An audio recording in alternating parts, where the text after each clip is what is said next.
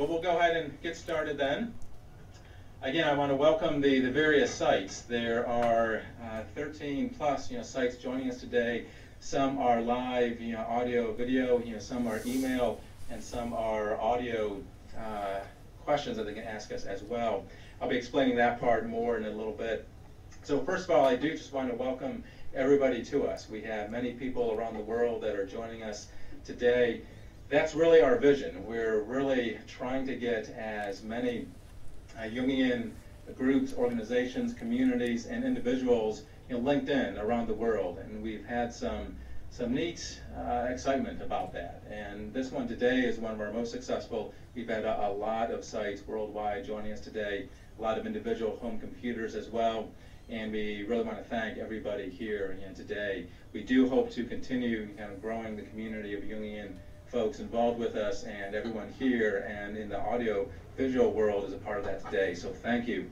I want to let folks know there are 17 countries participating with us today, and those countries include the United States, Canada, Mexico, the UK, France, Spain, Norway, Belgium, Sweden, Estonia, Ireland, Switzerland, Netherlands, Israel, Japan, Taiwan, and Australia.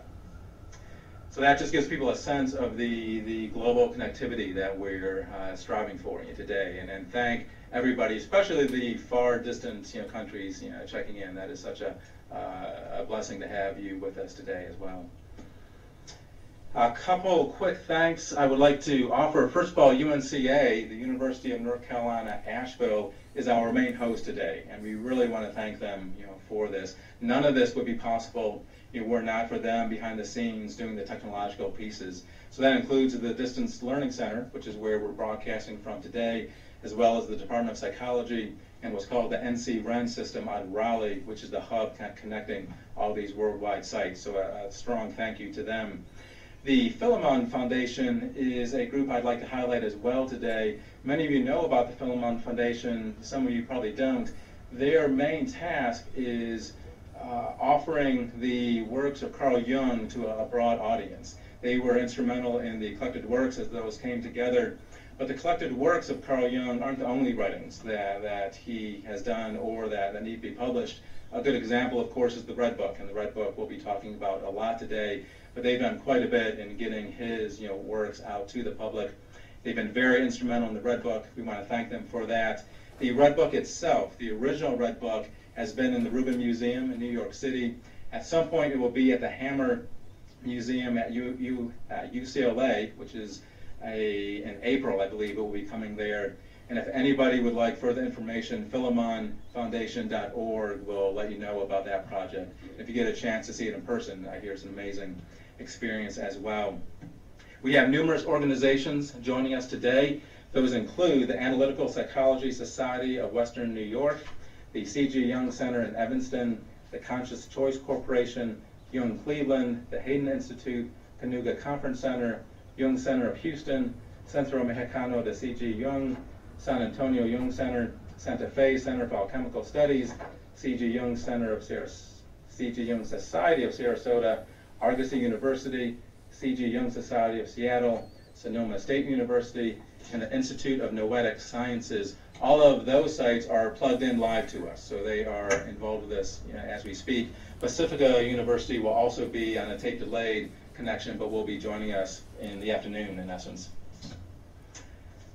Please visit our website, AshevilleYoungCenter.org, and it will tell more about our vision, some of the DVDs of the seminars we've already done. This is our 7th, I believe, seminar we've done, and do visit us. The local folks have been warned by wanting to let everybody in the other sites know that we are taping the conference today. The seminar should be available on DVD within a few months.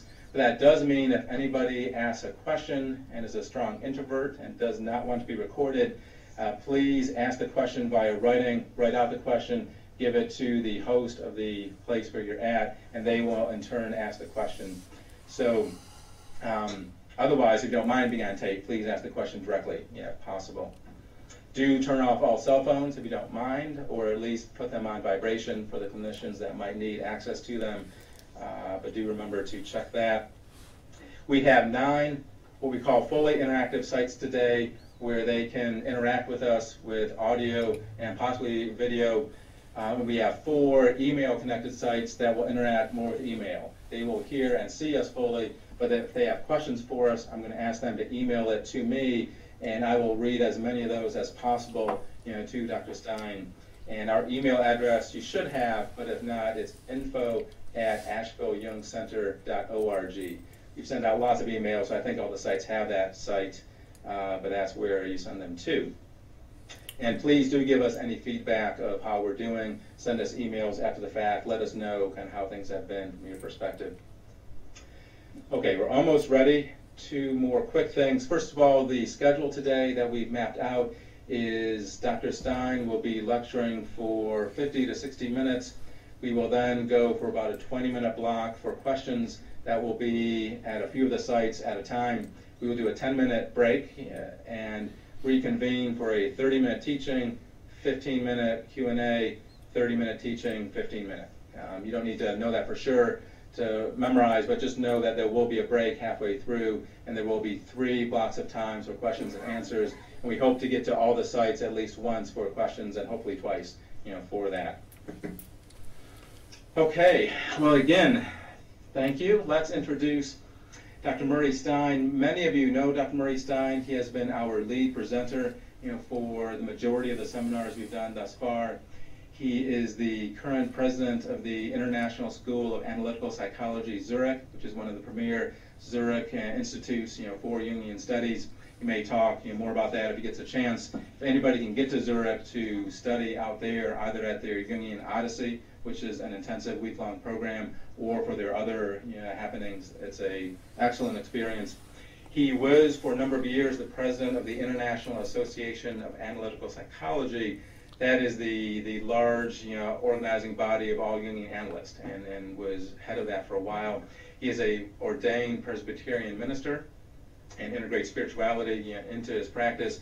He is a founding member of 2 Jungian institutes, and most important, he is truly a gifted lecturer and teacher. Anybody's heard Murray Stein, you know how he can take enormously complex material and really distill it down into very understandable pieces, and can really connect well with all Jungians of a different walk. And if anybody's looked at the Red Book, you know how complex and intense that is, and we're very much looking forward to Dr. Stein helping us with that. So, without further ado, if the technology permits, we would like to turn it over to Dr. Stein. When we switch for questions, I will be the host for the questions, and I will be asking the different sites to chime in. But for now, let's turn it over to Murray from Zurich. Thank you, Murray. Thanks, Steve. A heavy book, the Red Book. Yes, it is. Mine right here, too. A real tome. It's a great honor and privilege to be able to share with you some of my thoughts. I've been studying diligently, reading the Red Book since it came out, especially over the holidays. And I must say I've been totally absorbed in it, fascinated, obsessed, waking up in the middle of the night thinking about it, trying to put it together, and as you say, trying to boil it down to present to you today in some bite-sized chunks. I'm sure I'll be defeated, and I will not be successful in this because it is an enormous work, enormously complicated, with many implications and so much fascinating material. But I will try to give you an overview, and in the course of things to answer questions that I've put up here on the board. What is the Red Book? Why did C.G. Jung make it, do it, create it? How did he create it? And what's in it? So that'll take us about 3 hours to cover, I figure. First of all, what is the Red Book? Someone asked me this question recently, and I've been pondering it ever since and trying to put it into a nutshell. What is it really? And what sort of genre does it belong to in the history of human beings' writings and reflections and bookmaking?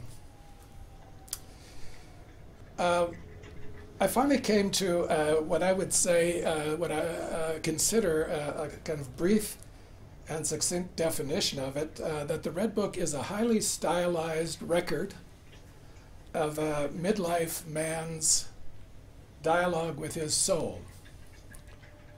And I'll say some more about that. It's highly stylized in that it is incredibly artistic and beautifully created. I'll tell you about how Jung did this, how he made it. And I'll try to say something about what it contains, what that dialogue contains. What was Jung doing as he entered into this engagement with his own inner life, and why did he do it? As for genre, what I've come up with in thinking about that is the title of a book that Jim Hillman edited a long time ago and put together, published in 1968 by Northwestern University Press, called Timeless Documents of the Soul. And I think this will eventually go into that genre as a timeless document of the soul. It's not really a literary work, it's not really a philosophical or even a psychological work. It's a soul work. It is a document of it's a record of a man's encounter with his soul, with his inner life, and what he experienced in that encounter. In that book, Timeless Documents of the Soul, there is a 4,000-year-old, a translation of a 4,000-year-old Egyptian text called the Dialogue of a World-Weary Man with His Ka. And when I associated to that book, I went back and read that text, and it's uncannily similar to what Jung produced in what we're calling the Red Book. A depressed man, more or less at the middle of life, discouraged with his times, seeing that religion isn't working anymore, that traditions are breaking down, that he can't make sense of his own life or the life of his culture around him, decides to commit suicide. And in his quiet meditations and deliberations, he is confronted by his soul, which the Egyptians called the Ka. It's the immortal soul implanted within each of us who has its home elsewhere, and it looks at our life from a very different point of view, from the view of infinity, of the divine. And as this man is about to commit his act of ending his life, the Ka enters into an engagement with him, and they have a discussion and a dialogue, and in the end they become friends and brothers, and the man decides to go on with his life after all. Wonderful document, testimonial to this kind of inner work. And so 4,000 years later, Jung produced what we're now calling the Red Book, or the Liber Novus, as he called it, the new book.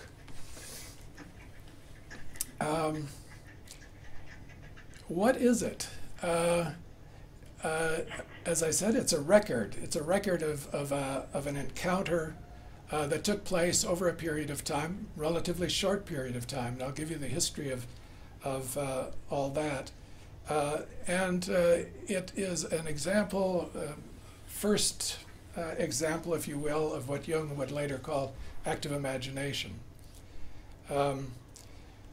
Now, as to why he did this, why did he enter into this kind of dialogue with his soul? Well, he was at midlife. Like the world-weary man, he was rather depressed with the way things had been going lately. And so he decided to go to another level. He'd been living at one level with what he calls in the book the spirit of the times, and now he drops to another level. And just to explain a bit of why he does that, you have to know a little bit about Jung's life and where he was in his life's trajectory at this particular moment. The Red Book begins on the 12th of November, 1913. And if we back up from that date, we see that Jung was in a very particular place in his life. He was born in 1875, so in 1913 he was 38 years old. In 1900, at the age of 25, he came to Zurich and entered the Burghölzli Clinic as a psychiatric student and resident. He studied there with famous psychiatrist named Eugen Bleuler. He did his scientific studies with the word association experiment. He published very early, became famous very early with his writings and his books. And in 1907, he went and visited Freud in Vienna, and they hit it off, and he became an early member of the Freudian circle and a leader of those early days of psychoanalysis in Europe. And he became the champion of it, and he went out and he defended Freud at all the psychiatric congresses in Europe. Freud declared him his crown prince, and really his way out into the wider world of psychiatry and out of the Jewish ghetto that Freud lived in his close circle, friends and colleagues in Vienna. And so Jung was very important to Freud, and they traveled together to the United States in 1909 to Clark University, and 1910 Jung became the president of the International Psychoanalytic Association. He was the editor of the Jahrbuch, the yearbook, the major publication for psychoanalysis, and every year they had a congress. He was very actively involved. And then he started departing from some of Freud's theories, and they had a falling out and a major dispute when in 1912, actually it was published in, I've got all this here in front of me, on the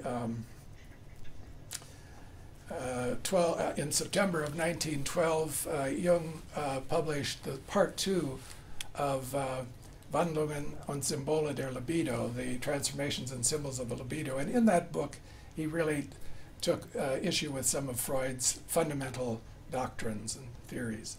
And so when Freud read this and responded to it, they had an exchange of letters, and it became quite acrimonious, and the dispute sharpened, and finally in December of 1912, Jung wrote a letter of protest to Freud, a very sharp and defensive letter, saying that Freud didn't really understand him, underestimated his work, was afraid of being usurped and passed over, and so on and so forth.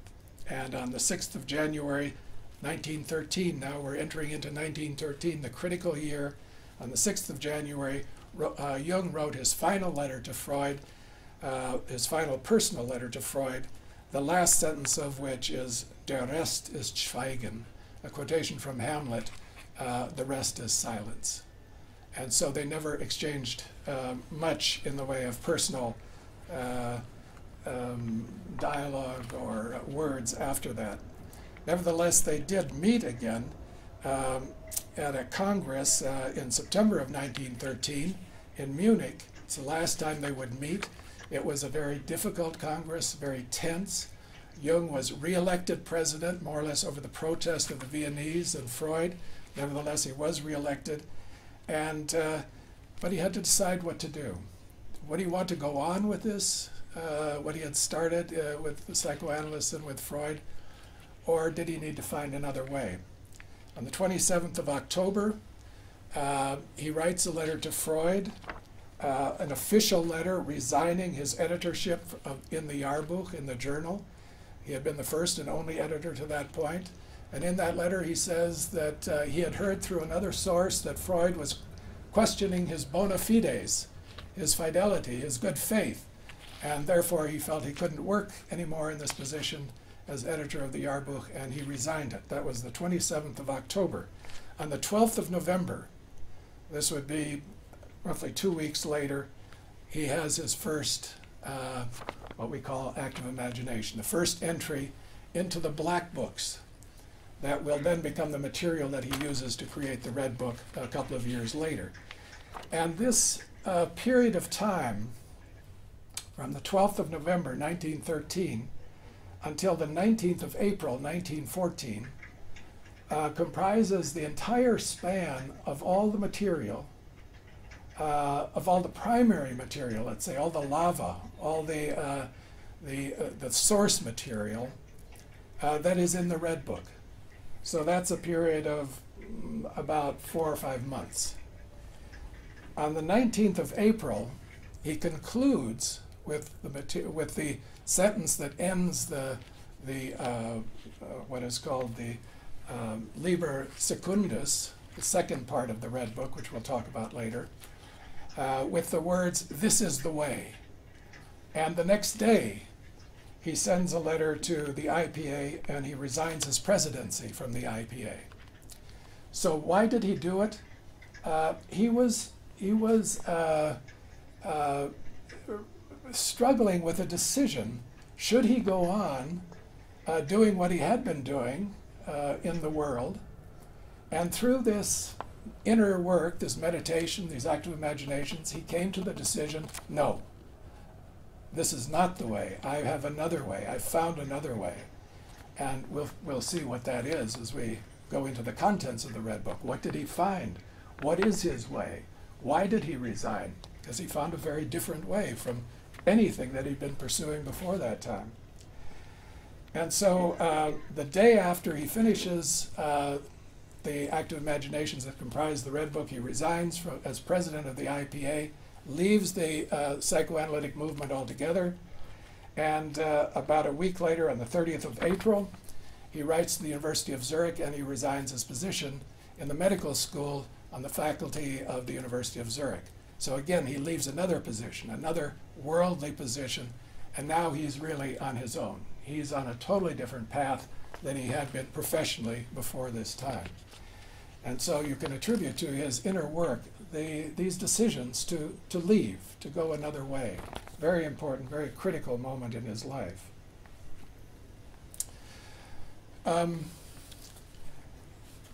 Then to the question, how did he do it?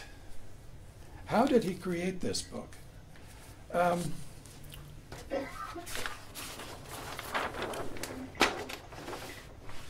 Those are some of the dates that I've just mentioned. We don't need to go into that.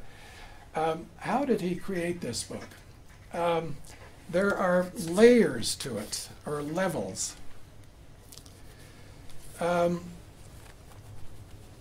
When he started out with his active imaginations on that fateful November day in 1913, he simply recorded his images and conversations and dialogues in a journal, and these were called the Black Books. He had been keeping a record of some of his observations, insights, whatever thoughts, maybe some dreams in Black Books for a period of time, perhaps since he was a student at the University of Basel.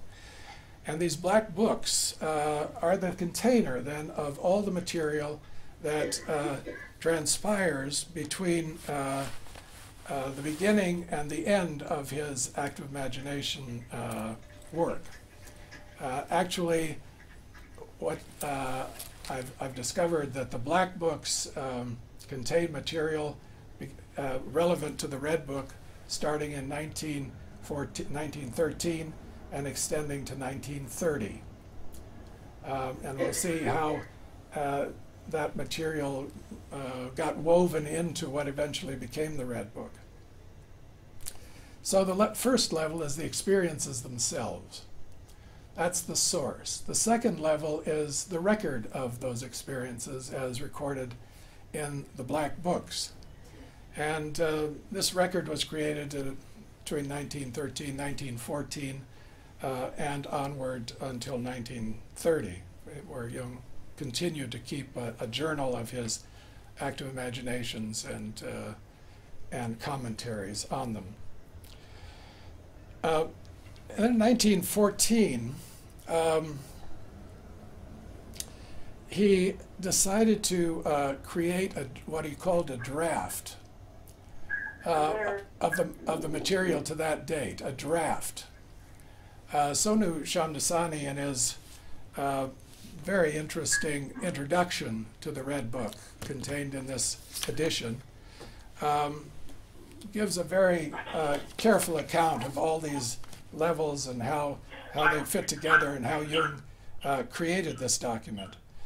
So in this draft, what's called the draft is basically a typescript from the Black Books, is made up of about 50% material from the Black Books and about 50% later commentary. The first level from in the black books was mostly just the experience. What does it mean? A narrative of the experience. He then added commentary to that, and that commentary also went into this draft. He then created a corrected draft, a second draft, which edited the version of the first draft, mostly in the commentary section. He didn't do much editing in what we could call the primary section, that is the actual experience, an account of the actual experiences. The editing that he did took place in the commentary. And then he decided to take this another step, and in 1915, now mind you, World War I started on August 1st, 1914. So most of what is, or a lot of what is contained in the Red Book was done while Jung sat out the First World War, basically, in Switzerland. People have asked, how could he do such a time-consuming work, a busy man as he was? One of the answers is he did quite a bit of it during the war when he couldn't travel. People couldn't leave the country, they couldn't come in, they couldn't go out. He probably didn't have so many patients during that time. Certainly no foreign patients were coming in. He had resigned his position at the university. He was no longer working at the Berkeley Clinic. And so he had some time on his hands.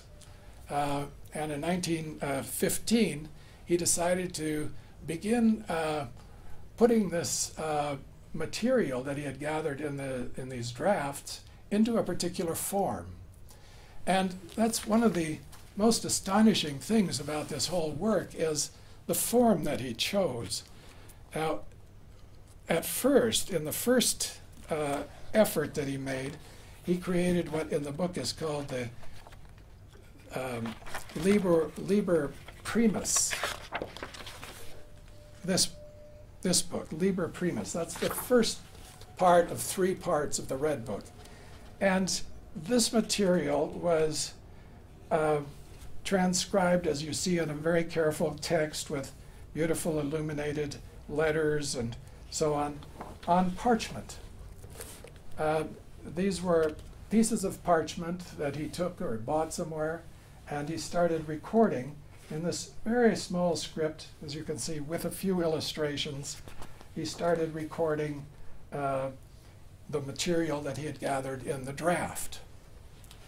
This combination of active imagination and commentary.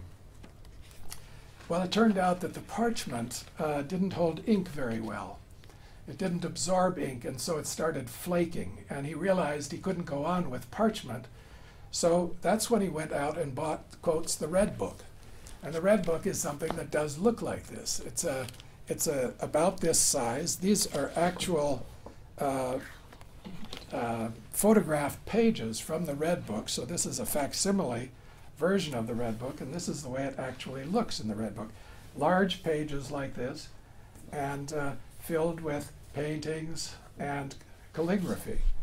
And so when he bought the Red Book, brought that home, he pasted in the vellum pages, the parchment pages, in the front of it, and he started a second section, and that's called the Liber Secundus, the second book. So those are the 2 sections of the Red Book, the Liber Primus and the Liber Secundus. And as he created the Liber Secundus, you can see he made it even more artistic and more elaborate, and with very tiny calligraphic writing, beautiful illuminated manuscript-like pages with the letters and all, and then, of course, the amazing and, for us, fascinating pictures of figures. And some of these pictures that he painted and put in here were illustrations of figures from the text. For instance, this is Isdubar. Isdubar is a character who presents himself to Jung at a certain point in his active imaginations. And to illustrate the text that accompanies this, there you have a picture of Isdubar. Other paintings, for instance, some of these later ones, have relatively little connection to the text. Some illustrate the text or are loosely connected to the text, but they're fascinating and wonderful paintings. And this work, the painting and the creation of this, went on into the 1920s.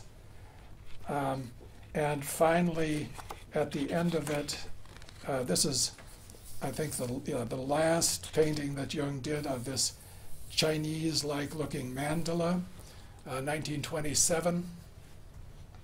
And he inserted that into the text. Doesn't have very much to do with what's going on in the text, but it's a very important moment in his own development, because shortly after that, Richard Wilhelm sent him a copy of The Secret of the Golden Flower to write a commentary for, plus some Chinese mandalas, and suddenly Jung realized, oh, I'm not alone in this. People from the other side of the world I've had no idea, no contact with, have done similar type of thing. And so he became very interested in Chinese thought and eventually in alchemy. And at the end of the Prima Secundus, the last page, which he probably wrote in the, maybe in the late 1920s, I'm not so sure just about the dating of this, he just stops in mid-sentence. So the book ends, it's a kind of fragment. He doesn't put nearly everything that's in the black books into the red book. And in fact, the red book, if you go and look at it in one of these exhibitions in the United States, you'll see that there are many, many empty pages after the end of the script. So he left himself room to go on with it, to put more of his text from the black books in there if he would have wanted to, more paintings and so on. But he says he just lost interest in it, or he just, it stops. And the reason he gives for that is he developed a very strong interest in alchemy at that time. 1928, 1930, he begins studying alchemy intensively, and he puts this off. It also slows down considerably around 1920 when he buys the land on the upper lake of Zurich and creates Bollingen, his retreat. And we'll see as we go through the contents of the Red Book why the retreat was so important for Jung and what that meant. Building that tower is intimately linked with what he experienced in the active imaginations that are recorded in the Red Book. And so the tower, in a sense, is an extension, another type of, I think he calls it a testament to the self, or it's a symbolic building that grew out of his inner experiences and active imaginations, and it also has levels and layers, and it was built in stages, and it really represents, it's another form of representation of the self. So it's very complicated how he made this book and all the layers and levels. I don't want to go into too much more detail. We could spend a whole seminar on that subject alone if we really wanted to look at it carefully. What I find quite wonderful about this edition is that it is more than the Red Book itself. One could say, this is not the Red Book. Like this is not a pipe, the famous painting by Magritte. This is not the Red Book. The Red Book, if you want to see it, is in a museum in New York. This is a good bit more than the Red Book. This is the Red Book Plus. So there's a facsimile of the Red Book, and then there is a long and very interesting, detailed introduction to the Red Book by Sonu Shamdasani. And then there's a translation of the Red Book in English. It's also in German. I have the German edition. I read most of it myself in German, actually.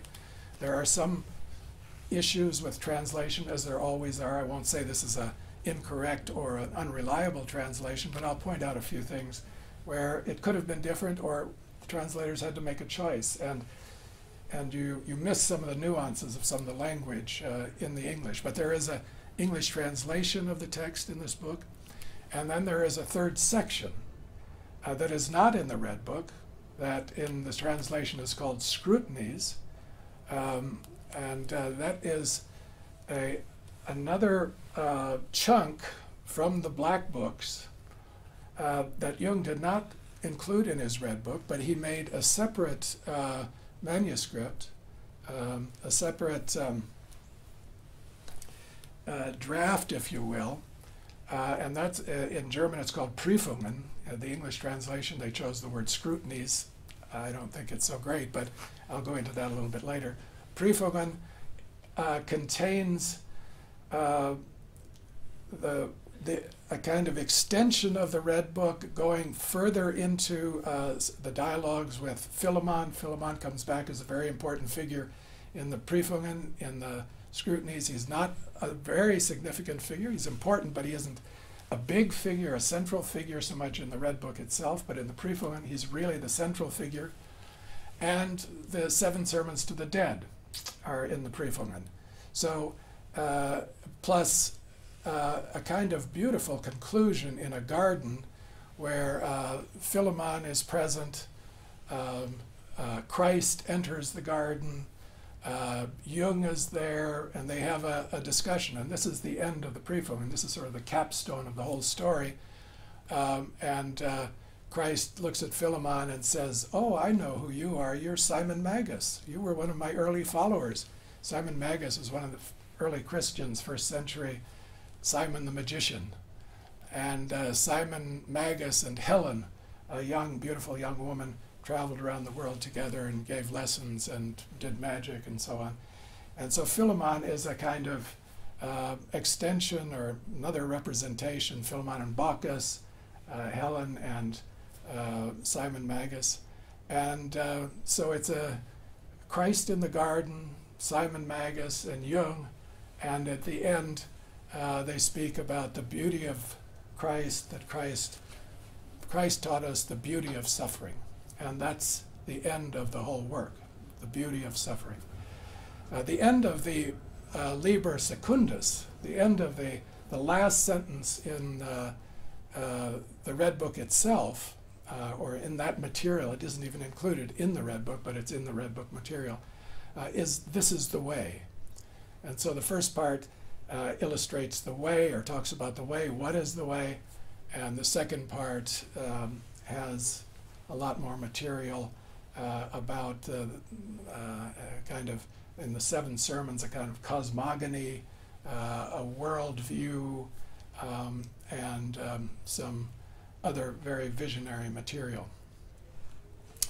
In addition to all that, there are some addenda and appendices in here that are very interesting and important, with mandala paintings and so on, and also Sonu Shamdasani's footnotes.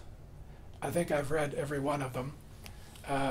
Those I read in English because that's his language, and he wrote them in English. They were then translated into German for the German edition. Again, there are problems with translation going that way. But he has included a wealth of material in these 250 or so footnotes. And in those, he often cites passages from the black books that Jung chose not to include in the Red Book.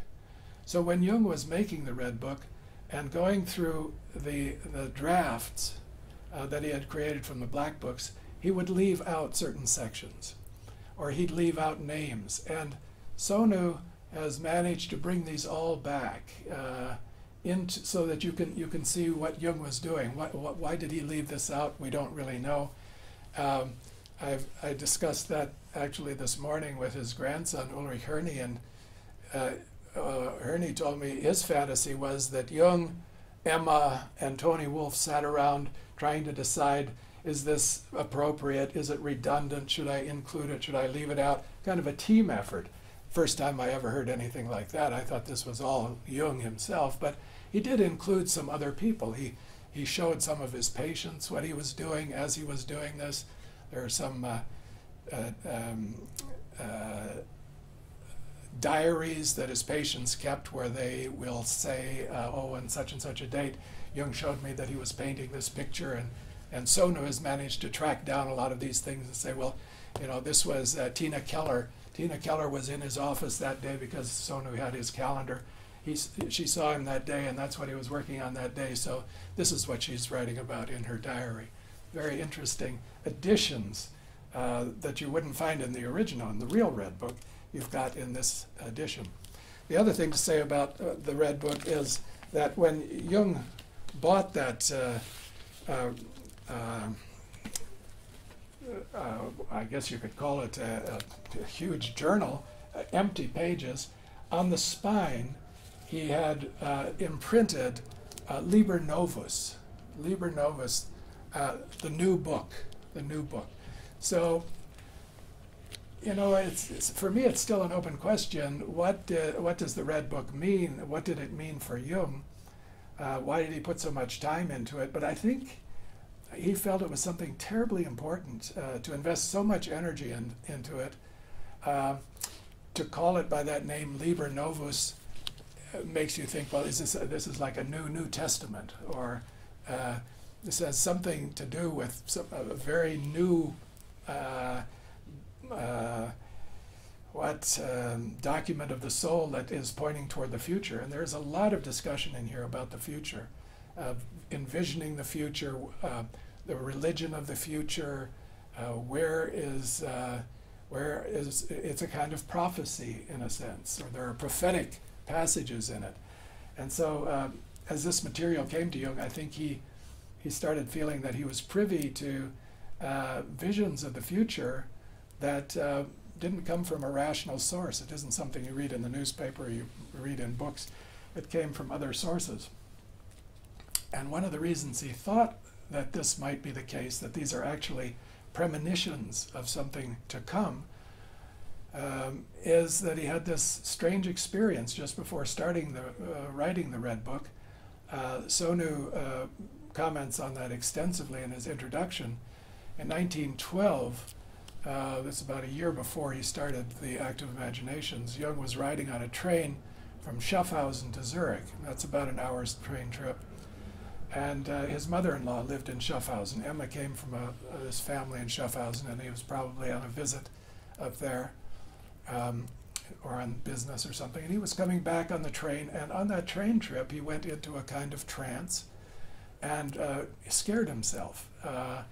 He said that he saw a map of Europe, and it was like blood flowing all over the map. From the north to the south, but the blood stopped at the Alps. The Alps prevented it from going further, so it didn't really come all the way in and cover Switzerland. So that was one of those strange experiences. Then in the spring of 1914, I think on 3 successive months, April, May, June, something like that, Sonu again has all the details about this. He had a similar vision, but this time it's that Europe was frozen, that an Arctic freeze had descended on Europe, and it was absolutely barren, winter, everything dead. And he thought, maybe these are signs I'm losing it, I'm becoming psychotic. He thought of his patients, he thought of his family history. There was some of this kind of mental illness in his family and in previous generations. So he was really worried that something bizarre, he was losing control of his psyche, of his thoughts. And then when World War I broke out on August 1st, 1914, he had a very paradoxical reaction. He was actually in England giving some lectures at the time, and he couldn't get back because when the war broke out, they stopped all the transportation back into Europe briefly, and then he came back later. But he said he felt a kind of relief, because now he knew that those visions weren't about just his own personal material, but they had something to do with what was going on in the collective under the surface. Hardly anybody expected World War I to break out. I mean, it was more or less a conclusion on the part of most people that war could never happen again. People were too civilized nowadays. But then all of a sudden it did break out after the assassination of the Crown Prince of Austro-Hungarian Empire in Serbia. And suddenly war fervor was all over Europe, and people were very happily and very joyfully and gaily going into military service for the fatherland and so on in this insanity broke out, and some of the active imaginations that Jung had previous to that, already in January and February, where he has a vision of death and all the material from a whole generation is coming rolling down a hill into the sea. These kinds of graphic images of death and experiences of death and the coldness of death suddenly took on another dimension, and he felt, well, maybe I'm not so crazy after all. It was confirmed that something else, something bigger than himself was going on. And so I think one of the reasons he put so much into this Red Book was that he thought that maybe at some level what he's experiencing in these experiences, in these visions, dialogues, reflections that are going on with in his encounter with these inner figures, do have some relevance beyond himself. Now, he did not publish the Red Book in his lifetime, and there was a lot of debate, I guess, about whether he should or not. It was under consideration in certain periods in his life. Should he publish it or should he keep it private? He showed it to some close friends, actually copies. I don't know how they made copies in those days. Today it's not so difficult to make photocopies of things, but some copies were made. Perhaps they were copies of the typescript, or what they call the draft. Or H.G. Baines had a copy, and well, there were 4 or 5 copies circulating. So other people had seen. He showed James Kirsch, his good friend from Los Angeles at that time, or later. James Kirsch read the Red Book, saw it. Other people in his close circle saw it, but he was very hesitant about publishing it. And it was because he was really, I think, afraid that it would give the wrong impression. He had built up a great persona as a scientific man, as a man of substance, as an intellectual, and I think he was afraid that if it was revealed what his inner life was like, the contrast between that and his official personality and persona would be so great. People would be shocked, or they would think, truly, this is a bizarre man, that he would entertain such kinds of images and put so much effort into that. So at any rate, he decided not to publish it in his lifetime, and he gave it to his family upon his death for their safekeeping. His son, Franz Jung, had it in his library. He lived in Jung's house until his death, 1996, and he would occasionally show it to a few people, but it was very, very strictly guarded against public inspection. And then upon his death, it was handed over to the trustees of the family, to the Erbengemeinschaft, and they put it in a vault in one of the Zurich banks, in the UBS actually. And there it lay until a decision was made to publish it around the year 2000.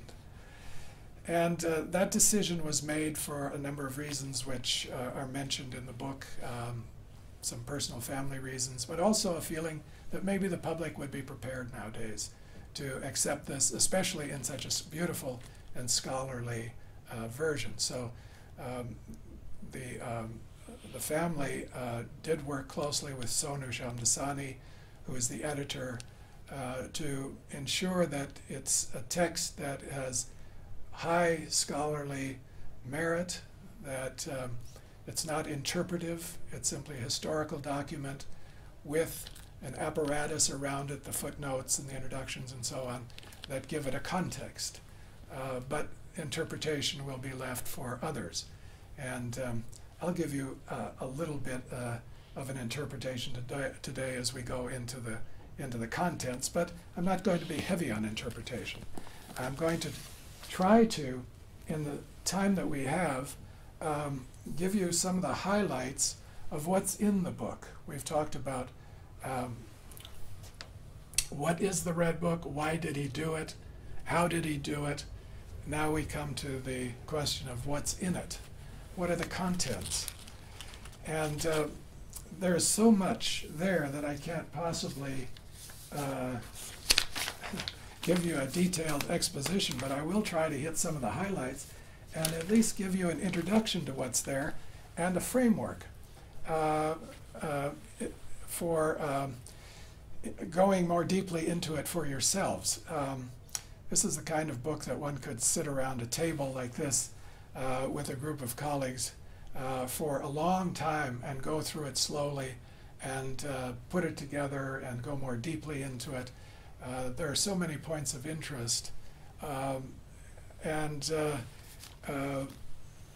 such a wealth of thought and as well as the graphic parts of it, the beautiful pictures. One can spend a great deal of time looking at the pictures in all their beautiful detail and wondering, about the symbolism and looking up references and so on. So what I'd like to cover before we go to questions in a few minutes is the Liber Primus. And then in the following 30-minute time frame for my next presentation, I will try to cover Liber Secundus, about the first 2/3 of it, and then in the third 30-minute segment I will cover the rest of Liber Secundus, and if we have time, the Prüfungen, or the scrutinies. So let me just start quickly with the Liber Primus and take maybe 10 minutes or so, 5 or 10 minutes. Not much I can do in that time with it, but and then we'll open up for some questions from you all out there in the world. So many sites today. I want to run quickly through the narrative. The Liber Primus is the first part. This is the part that Jung did on parchment. It has 11 chapters in it, or 11, they're called chapters in this book. They're actually each dated, and the dates run from the 12th of November to the 25th of December, so a little over a month. And this is called the way of what is to come, der Weg des Kommenden. Now, way is one of the most important words throughout, way, or der Weg in German. What is the way? This section is called der Weg des Kommenden, the way, and again, here you come to a translation issue. You could translate that as they did, the way of what is to come. There's nothing wrong with that. Or you could translate it as the way of the one who is coming. The one who is coming. Des Kommenden could be a reference to a person. But it does have something to do with the way of what is to come. And I think their translation choice is not so bad there. And in that section, he introduces this issue of the spirit of the times and the spirit of the deep. He had been living the spirit of the times. That's Freudian psychology, that's psychiatry, that's the university, that's the IPA, all the spirit of the times. Very up to date, very avant-garde, very with it. Okay, that he is putting aside, and the spirit of the deep is calling him. Where does the spirit of the deep go? Into the darkness. He has no idea. This is a total mystery. So this contrast between the two spirits, the spirit of the times, which is horizontal and extends outward, and the spirit of the deep, which goes downward and is very individual, very solitary. And then it opens up with a confession of a midlife crisis. Here he is at the middle of life. He's achieved a lot, but he feels he's really lost his way. He's lost his soul. So the first section is called, the first chapter, Refinding the Soul, Die Wiederfindung der Seele, the recovery of the soul. So he feels like he's been very successful in his life. He's gone a long ways, but it's been persona, it's been surface, it's been his intellect. And where's the soul in all this? So now he wants to go in search of the soul, to recover the soul. Wiederfindung means to find again. Refinding, they translate it. You could also say recovery, the recovery of the soul. And so he follows the spirit of the deep, and it becomes an inward journey. And then there's a chapter called Soul and God, where he's meditating on the soul. The soul is a child. He discovers that the soul is a little girl and needs to be served. This soul figure comes up throughout. She's one of the main figures, not always in the same form, but Die Seele becomes his companion throughout. This work has been compared to a number of other works, among them the Divine Comedy of Dante. Of course, there are differences. Jung doesn't really have a guide throughout. There are several different guides. Different figures come along. Some he rejects, some he goes with. If there is one figure that develops and more or less accompanies him, it would be Die Seele, the soul. It's a feminine figure. She comes and she goes. Sometimes he trusts her, sometimes he doesn't. This work has also been compared to Zarathustra, to Nietzsche. And that's because Jung was so absorbed in Nietzsche, and the rhetoric of the book sounds like Nietzsche. To the German speaker and the German reader, they say, well, this is another version of Zarathustra. It has that kind of exalted, inflated, rhetorical sparkle to it. Some people like it, some people hate it. Jung himself didn't like it. He complains about it, but he has to accept it in there. He says, either I go with it or it abandons me. So he let it unfold. And that's the method that he uses. He calls it geschehen lassen, letting it happen. You might not like it. You might find it extremely distasteful, ugly even. And he finds many ugly things in his journey. But he has to follow it, because if you stop following it, where are you? Then you're left back on the surface.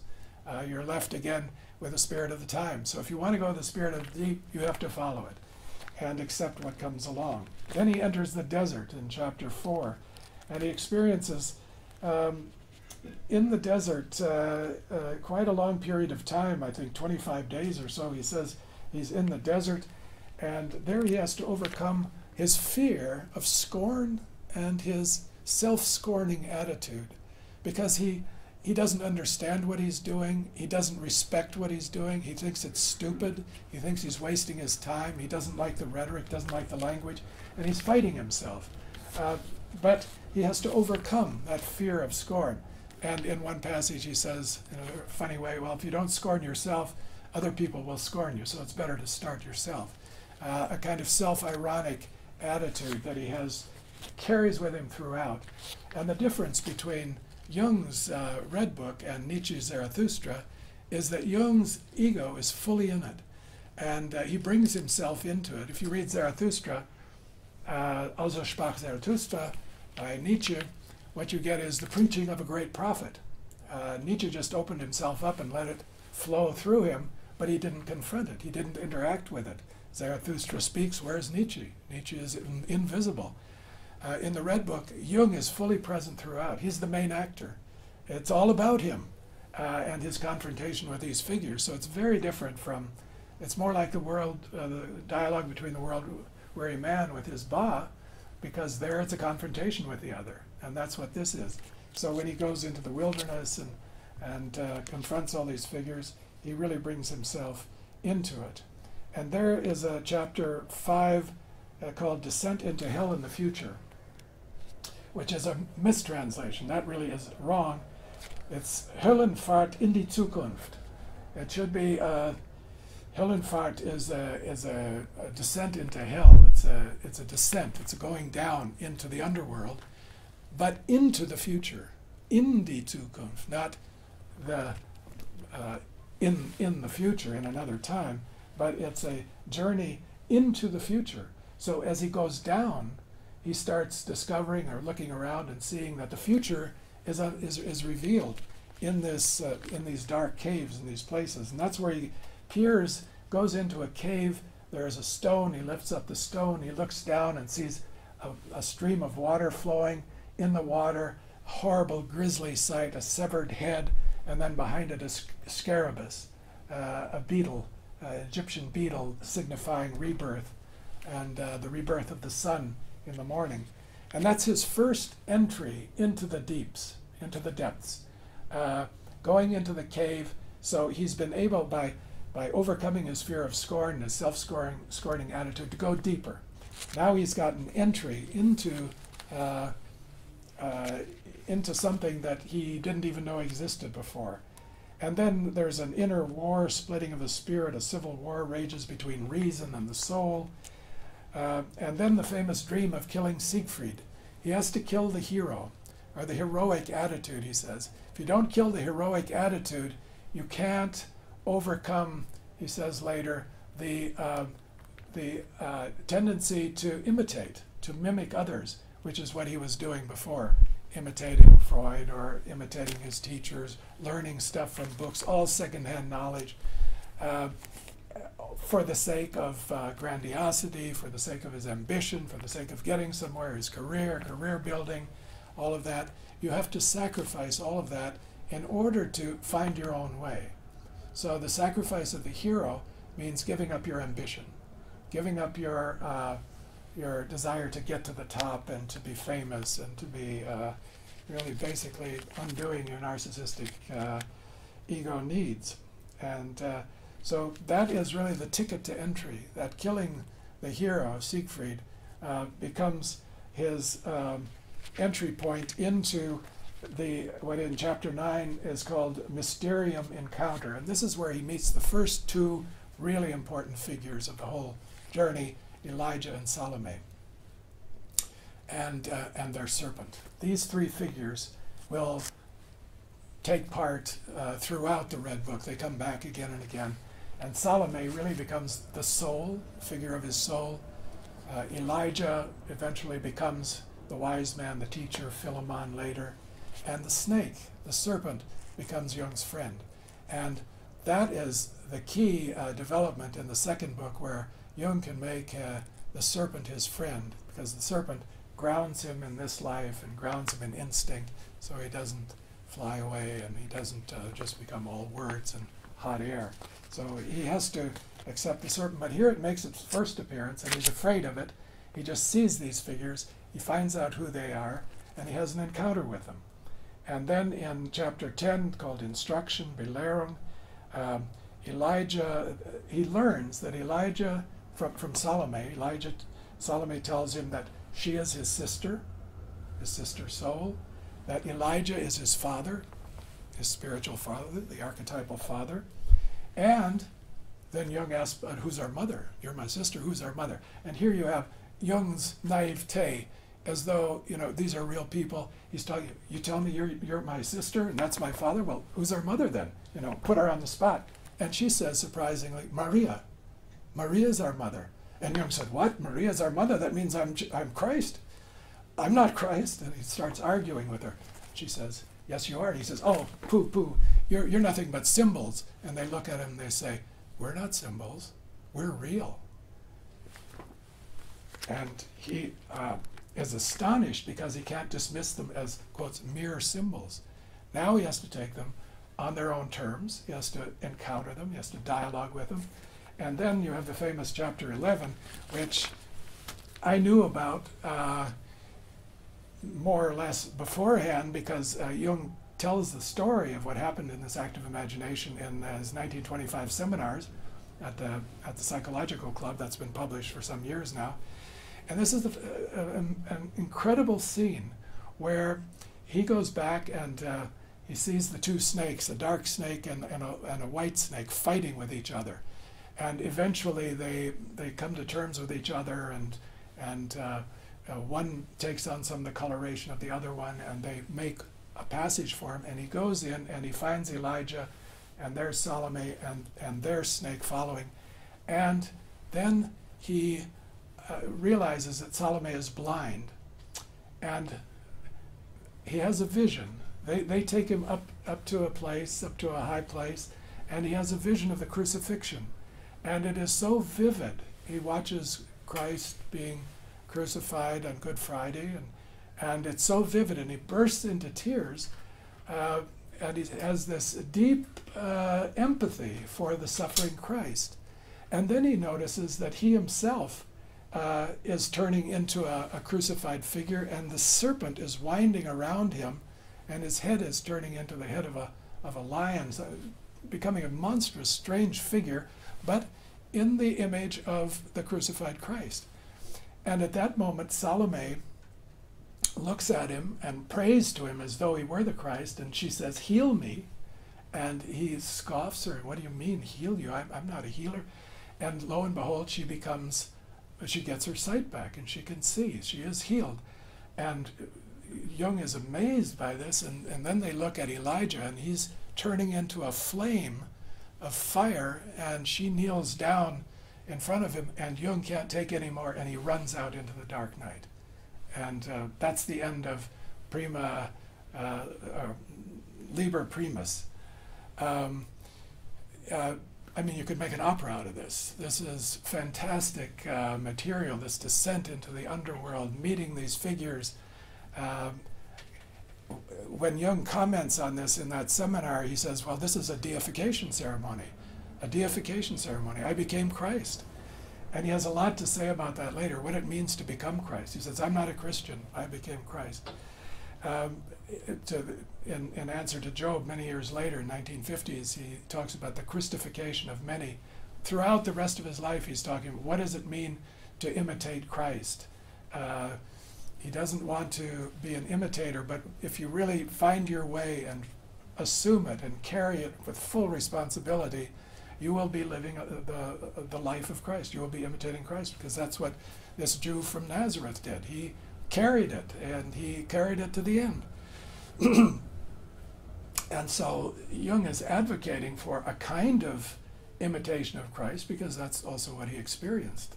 And he says to his audience in 1925, you know, if I'd really believed that, I would be a ranting, raving prophet, and people would lock me up in the insane asylum. But if I didn't believe it at all, I would have gotten nothing out of the experience.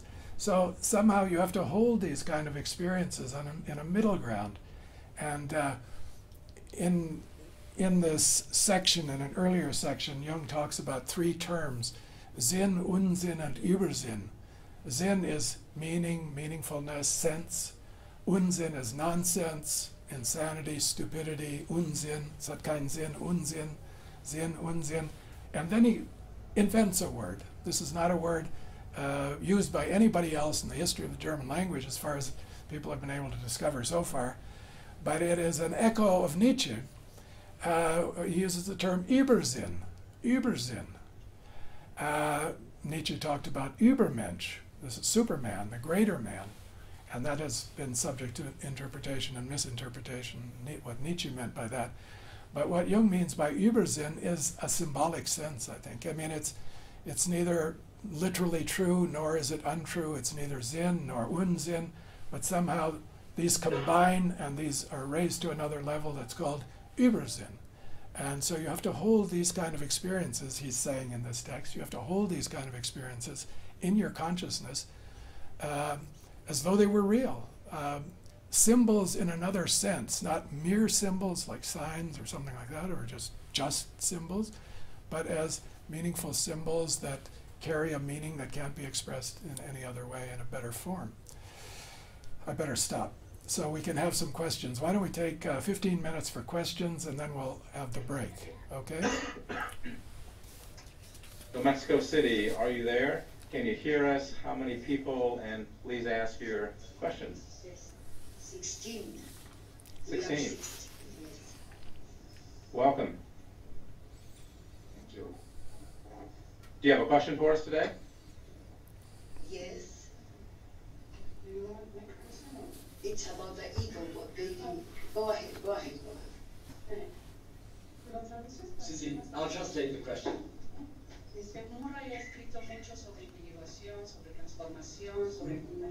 Murray has written a lot about individuation, transformation, active imagination.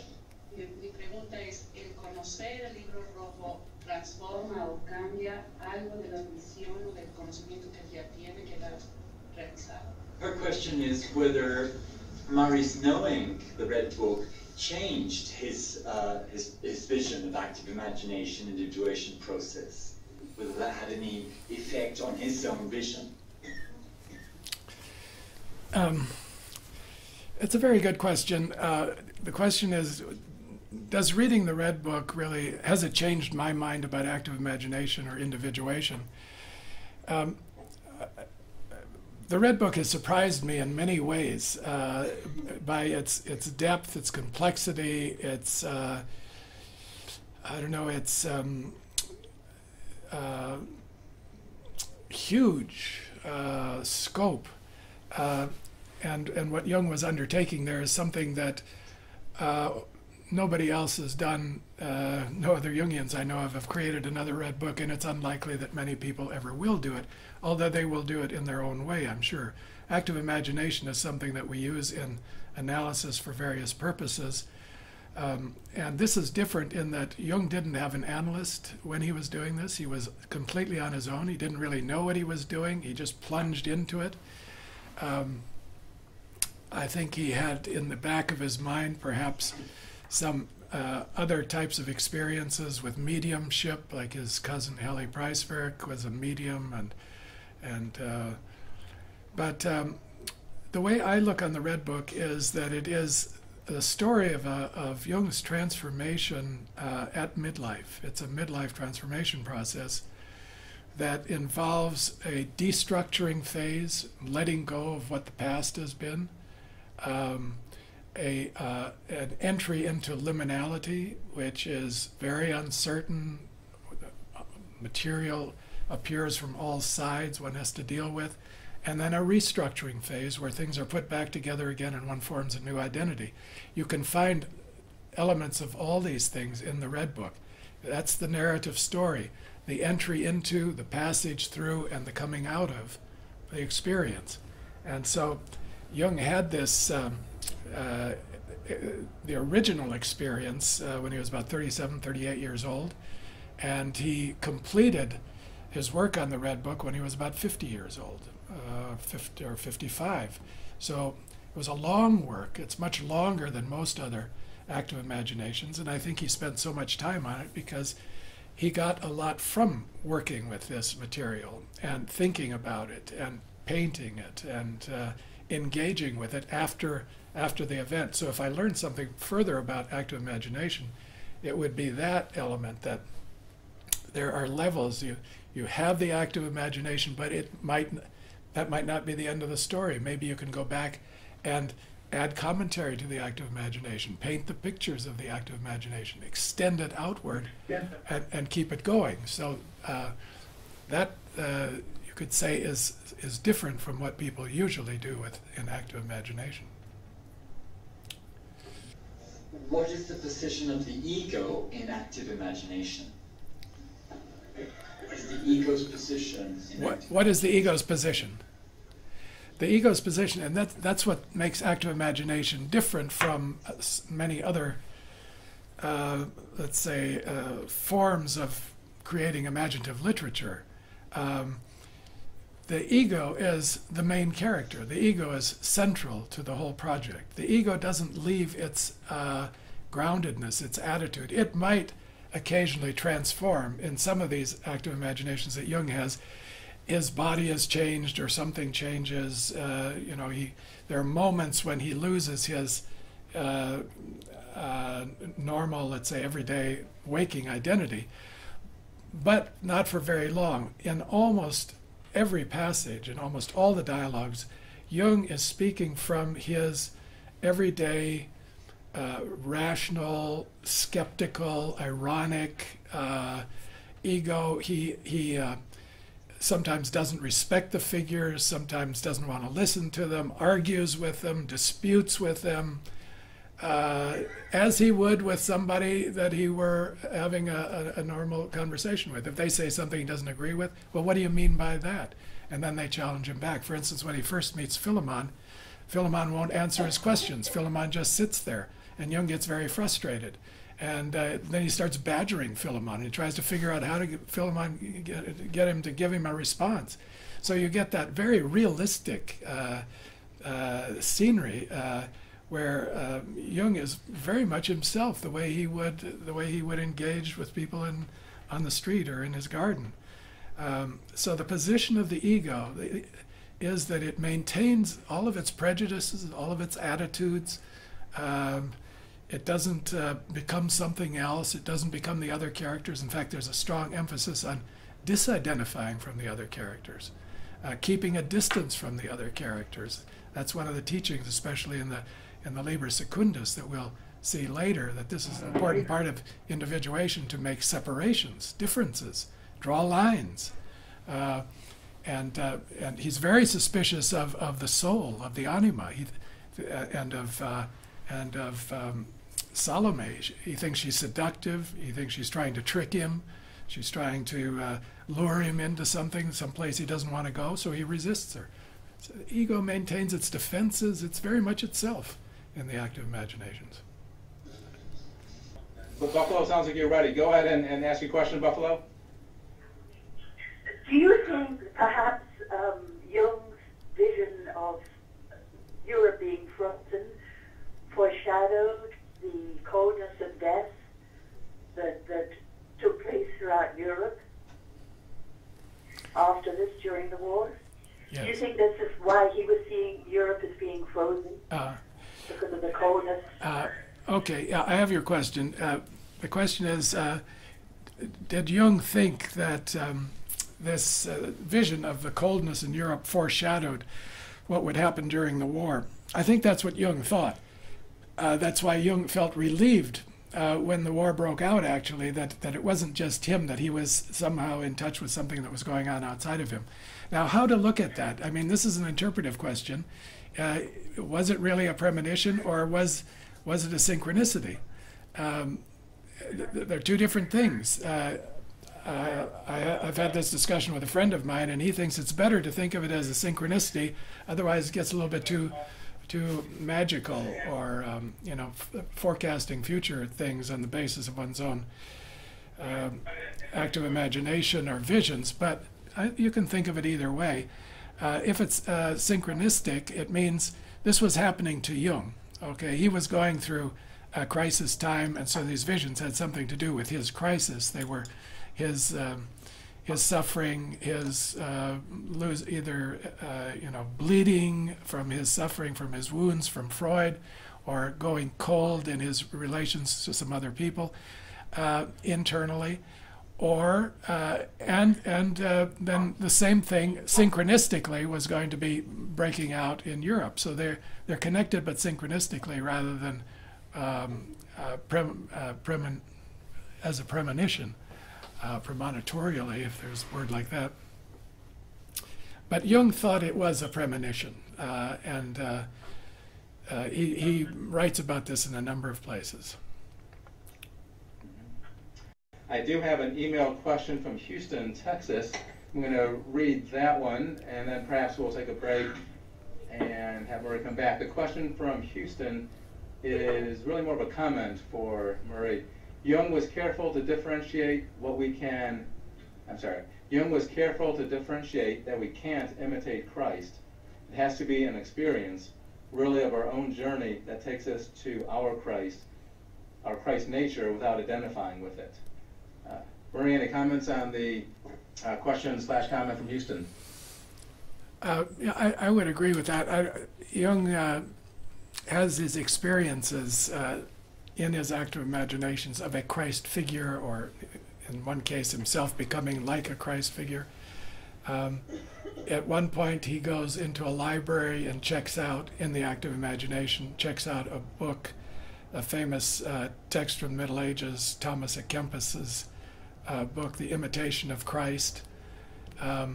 So this is in his mind. It's definitely in his background. What does it mean to imitate Christ? And what he came up with finally was, what it means to imitate Christ is to follow your own journey. I mean, to take responsibility for your own life, your own beliefs, your own relationship to God, your own, and it's an individual journey, and follow it, be true to it, and follow it to the end. And he says in one lecture he gives in New York in the 1930s, if you do that, then Christ becomes your brother. You're both doing the same thing. He's carrying his cross, you're carrying your cross. That's what it means to be Christ-like, to carry the burden of your life. So I think he uses, the story of Christ, the image of Christ, as a model for the individuation process. It isn't to become a believer or accept the salvation of, or the way one typically receives Christianity. And he isn't advocating becoming a Christian, but doing what this Jew from Nazareth did 2,000 years ago, following your myth, finding out what it is, going into the wilderness, experiencing suffering, experiencing your own wisdom, and if you have to suffer on the cross, then so be it. That's what you do.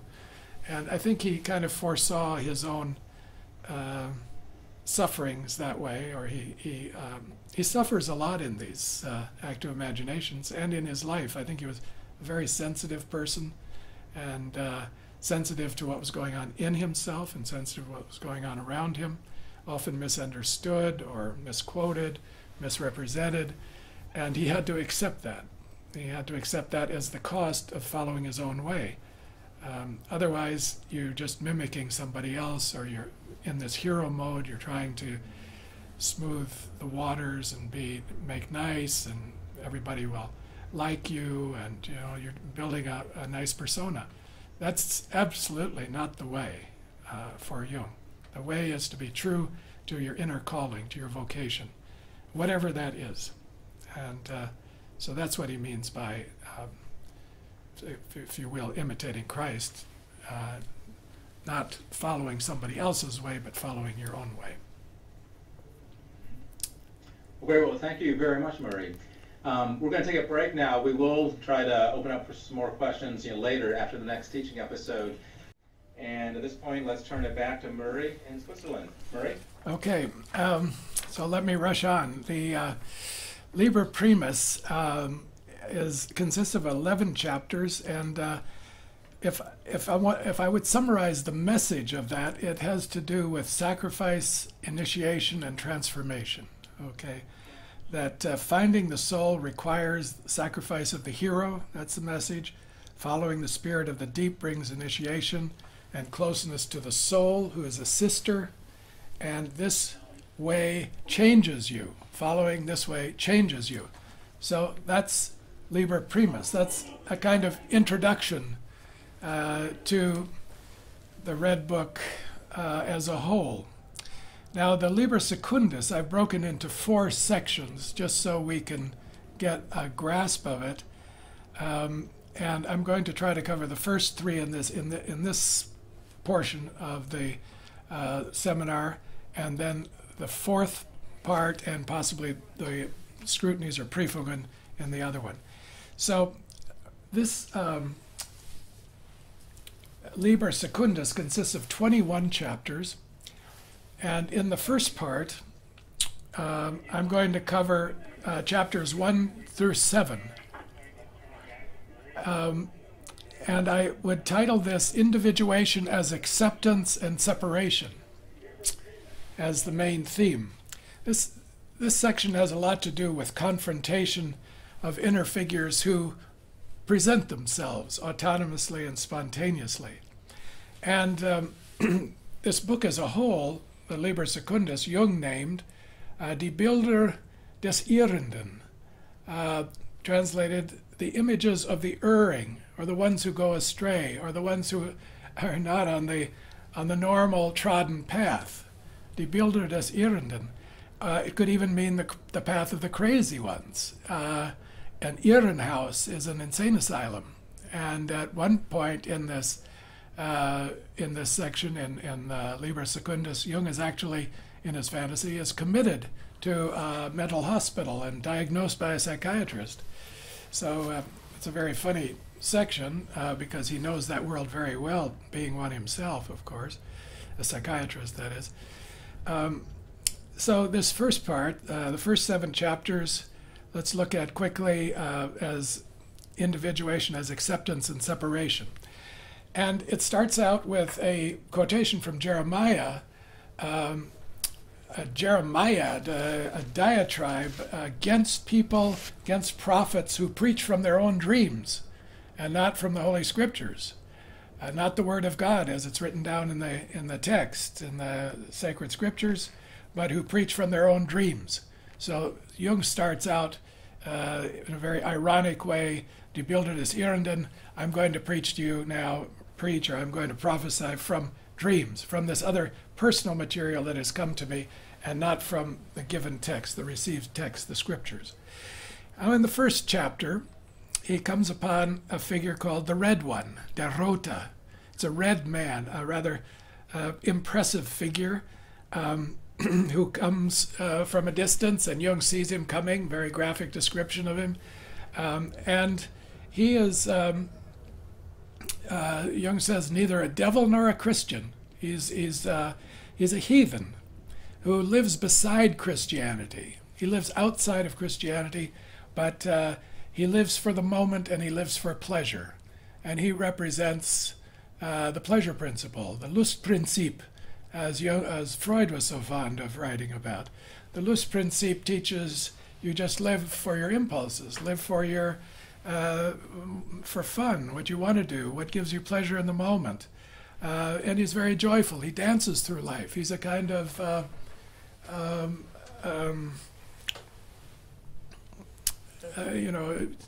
joyful figure who doesn't care very much about consequences, and sort of Zorba the Greek-like kind of guy. And Jung has a conversation with him, again staying in the ego, and the Red One says, well, you're a stick in the mud. You must be one of those pious ones, one of those Christians, a Swiss. What are you? And they have a dialogue and a conversation, and in the end, Jung learns from him and takes something away from him. So this would represent the pleasure principle in Jung, you could say, whom he confronts and he keeps separate from, but he takes something from him at the same time. This is this, in individuation, this combination of acceptance of what is and taking it in somewhat, but staying separate from it. So then they have a parting of the ways. The Red One goes his way and Jung goes his way. Then Jung, in the second chapter, comes to a castle in the forest. And there he meets an old scholar, busy at his books. He asks to spend the night. He goes into a chamber. And then he's bugged by a fantasy that he can't get out of his mind. And he says, oh, it's so banal. I keep thinking that there's a beautiful daughter of this scholar in this castle waiting for me to rescue her. And he resists this stupid fantasy, and he says, oh, it's just like a romance novel or something. I hate this kind of literature. I don't want anything to do with it, but he has to accept it. So lo and behold, he looks to the door, and there she is. There she stands, and she's a pretty young girl. Her mother has died. The father is afraid to let her go out in the world, and she's a prisoner. And she tells Jung her story, and he can hardly listen to it. He's so taken back. It's so banal, so low class, lowbrow intellectual.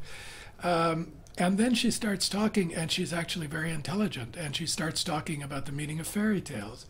And she's got a lot more to her than he thought. So it's a kind of prefiguration of Mary Louise von Franz in my fantasy, that this young woman comes along and turns out to be a genius. But he does receive her. He discovers that she's intelligent, and he has to accept the ordinariness and the banality of some of his fantasies. He's just an ordinary person. He'll have ordinary fantasies walking down the street. He's as banal as anybody else. He has to accept these kinds of parts of himself, his stupidity, his banality. And, if he had to write a novel, it probably would be She Who Must Be Obeyed, Rider Haggard's type of third-class literature, of which Jung was very fond as an example of the power of the anima. Then in the third chapter, he meets another character. This one is called One of the Lowly in English, Einer der Niedrigen. And this is a one-eyed man with scars. He's been in jail, a prisoner. He got into a fight in prison. He's a lump. He's a lump, Lumpenproletariat, one of the lowest class people. And he comes to Jung, and he wants some help from Jung, and sort of a beggar on the street, a street person. And at first Jung is very put off, and then he starts feeling compassion for him, and he spends some time with him like a good Samaritan, puts him in a bed, and the man dies during the night of of his wounds, and accepting this part of himself, the ne'er-do-well, the one who can't make his way very well in the world. It's really a kind of the shadow side of the brilliant intellectual that Jung was, the man of the world. He loved to wear clothes from London and put himself forward as a kind of British gentleman. He loved to play that role. If you see pictures of him, he's always well dressed. But he knows that he has this lumpen figure in him as well, and he, in this part of the active imagination, accepts him as one of his brothers. And then he comes to, in the 4th chapter, a very interesting figure called the anchorite. And this is a man who is from the 3rd century or so, 2nd or 3rd century, lives in the Libyan desert. And he is withdrawn from life, and he's focused purely on the spiritual. This is a man of the spirit who has left the dens of iniquity of Alexandria and Cairo, whatever cities of the day, gone out into a cave, and Jung meets him out there, and he's sitting there reading the scriptures, and he's reading from the Gospel of John. He's reading, in the beginning was the Word was with God, and the Word was God. Throughout the Red Book, there are hundreds of references to the Bible. It's full of the Bible. The Bible was in Jung's psyche. He grew up with it, of course.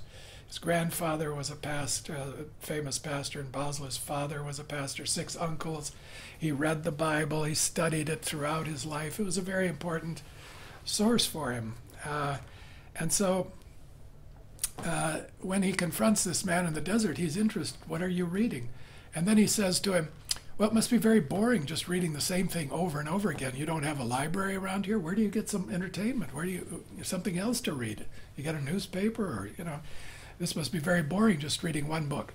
And the anchorite said, oh, you don't know about how to read.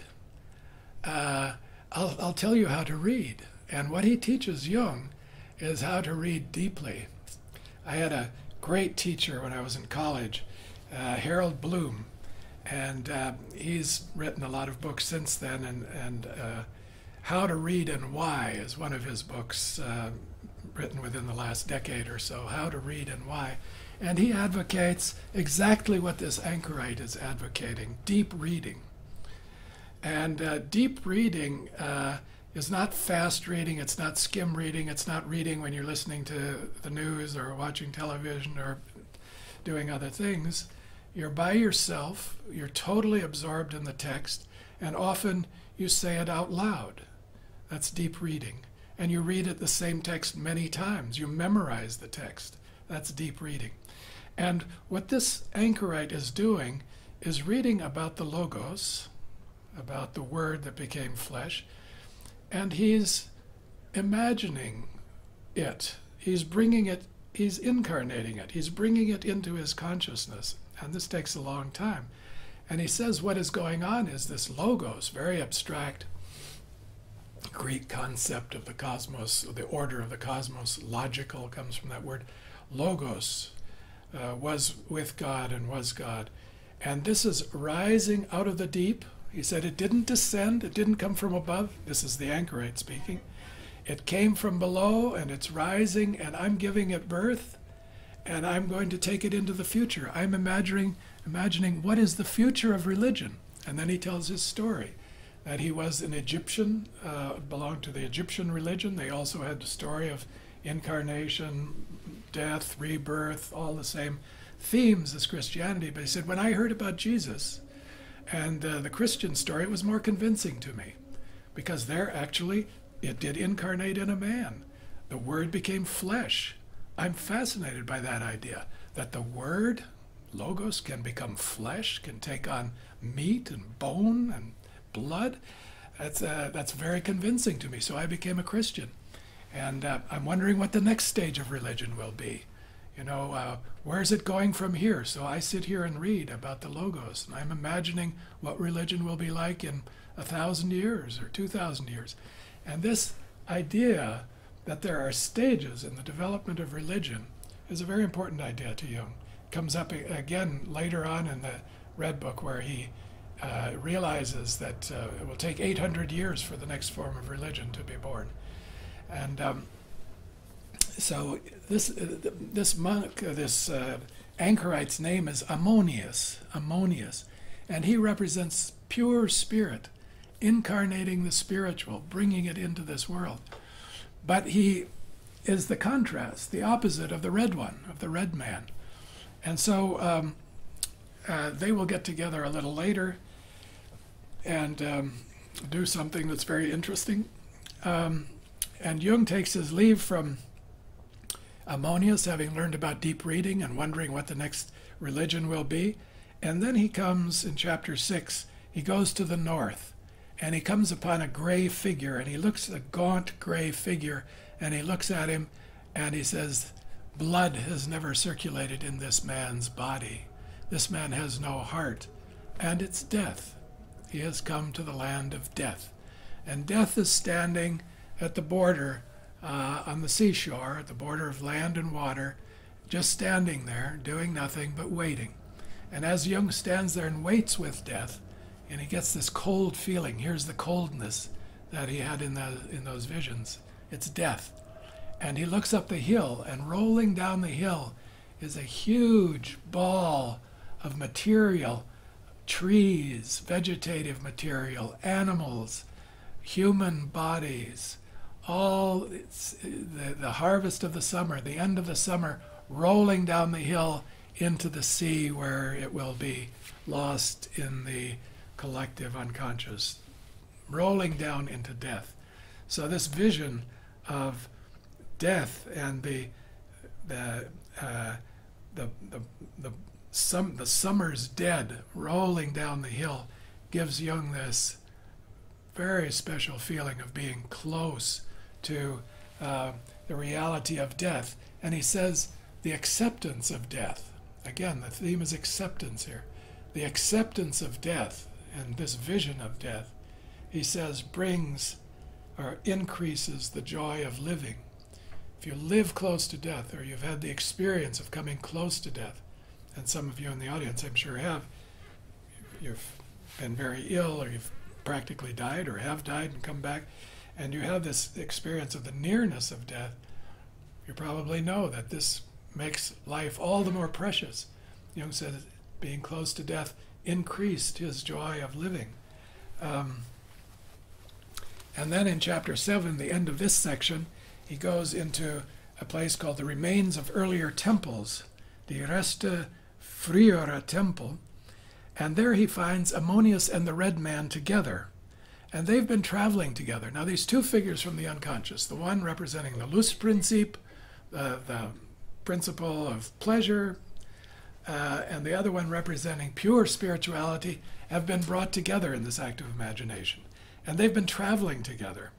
And as they travel together, there's a story that the anchorite is changed importantly. The red one, the red man, takes him into the brothels and into the nightclubs and into the bars, and really shows him a spectacular world of pleasure and dissipation, and himself gets tired of it. And in the process, they moderate or modify each other.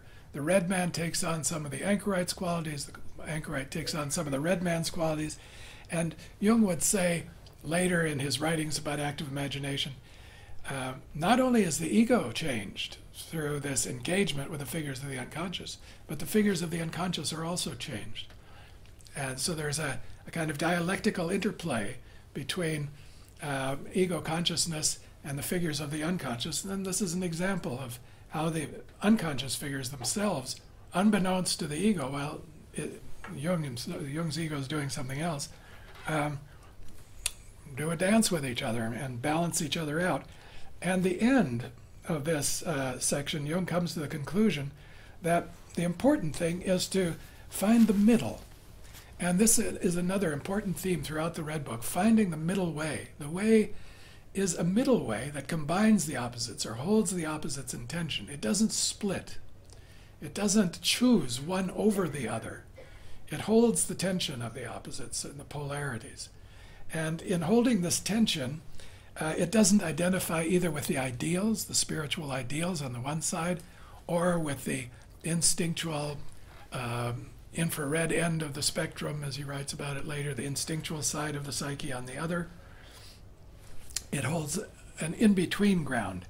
And he says it's important to stay separate from both of them, from all of these figures, in order to maintain balance and to find the middle way. So it's a story of discovery, acceptance, but also not identifying with them, maintaining separateness, maintaining distance.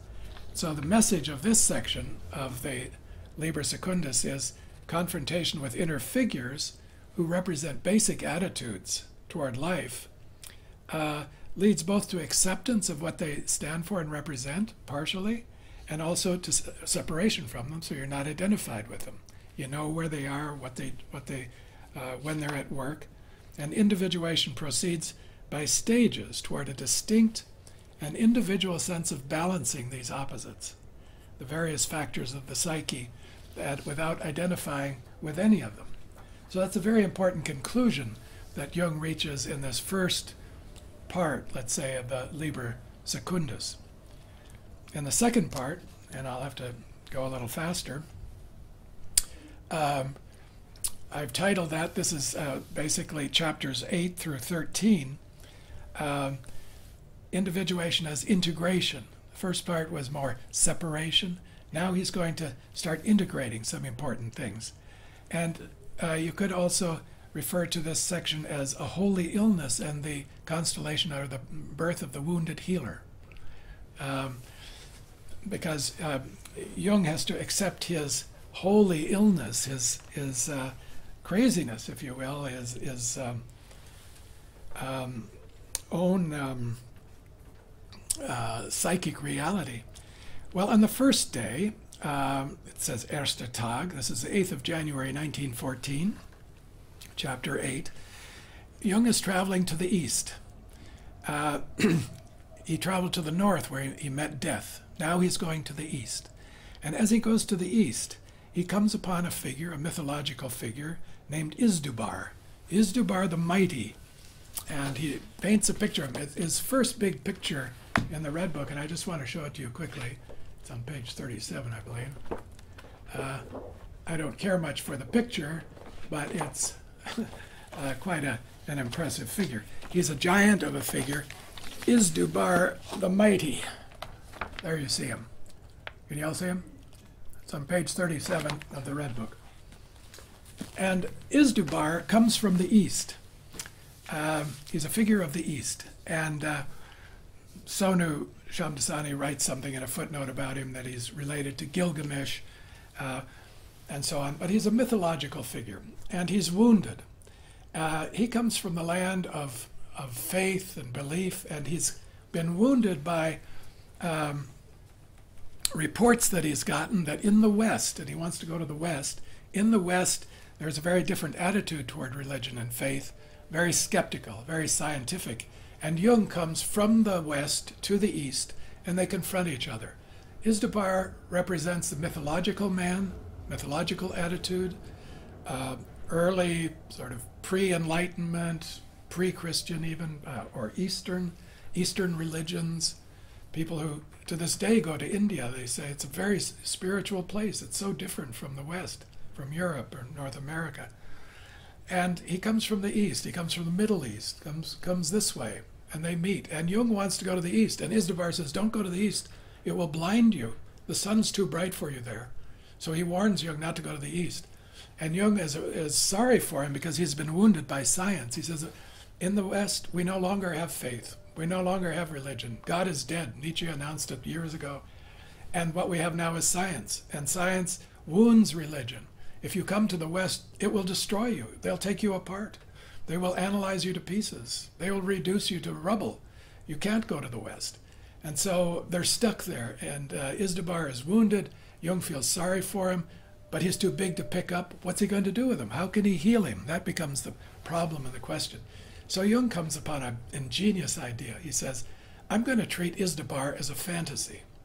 I'm going to say he's just a fantasy, and I can take this big figure, and I'm going to put him in a tiny shell, in an eggshell, put him in my pocket and go back home. Go back to the West. And as long as I've got him in my pocket, nobody will see him, they can't attack him, and I'll just carry this mythological attitude home and hold it secretly, and that will offer it protection. And then while it's there, I will try to heal it. So he does that. He puts him in an egg, goes home with him, and then when he gets home, having made religion a private affair, hidden it away in his pocket, this is the solution. This is how you can be religious in the atheistic, scientific, Enlightenment West. You can be secretly religious. Keep it in your pocket. Don't tell anybody about it. And so when he gets home with it, he realizes it still isn't healed. It's in the egg, and he has to breathe life into it. He has to bring it back to life. So there's the section called the incantations, which was inserted later, where he does these prayers and incantations to bring Izdubar back, to heal him, bringing back to life. And here you see Jung, the spiritual healer, at work, breathing life into this figure Izdubar. And he's successful. He's immensely successful. He opens the egg in chapter 11, Die Eröffnung des Eis, and Izdubar comes out of the egg healed and well, like a reborn son, and he rises up, and he returns to where he came from, to the east, where the sun rises. So he's the healed mythological man, but he leaves Jung behind, and now there's a separation again. Jung realized that he couldn't go to the East for religion. He writes about this later. He says it's a mistake to try to mimic Eastern religions. We have to stay true to our own history, to our own path. That's not the way for us. It certainly wasn't for him, although he learned a lot about Eastern religions, and he even traveled to India and so on.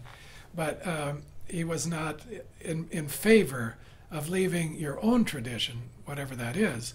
And in the West, it's Christianity, Judaism, whatever your tradition happens to be, but rather to go with it, to try to elaborate or carry it further, but not to leave it behind or go after something else and try to mimic the people of the East. So Izdubar retreats, and Jung realized he can't regress to being a mythological person, taking on mythological meanings and living in a phony mythology wouldn't work. He was too honest.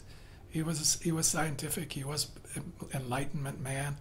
He had a statue of Voltaire in his study, the arch Enlightenment figure, for another reason, which I'll tell you a little later. But so mythological man, heal it and leave it be. He goes off. He goes back, and now Jung finds himself in hell, in a very gloomy vault, because mythology doesn't work for him.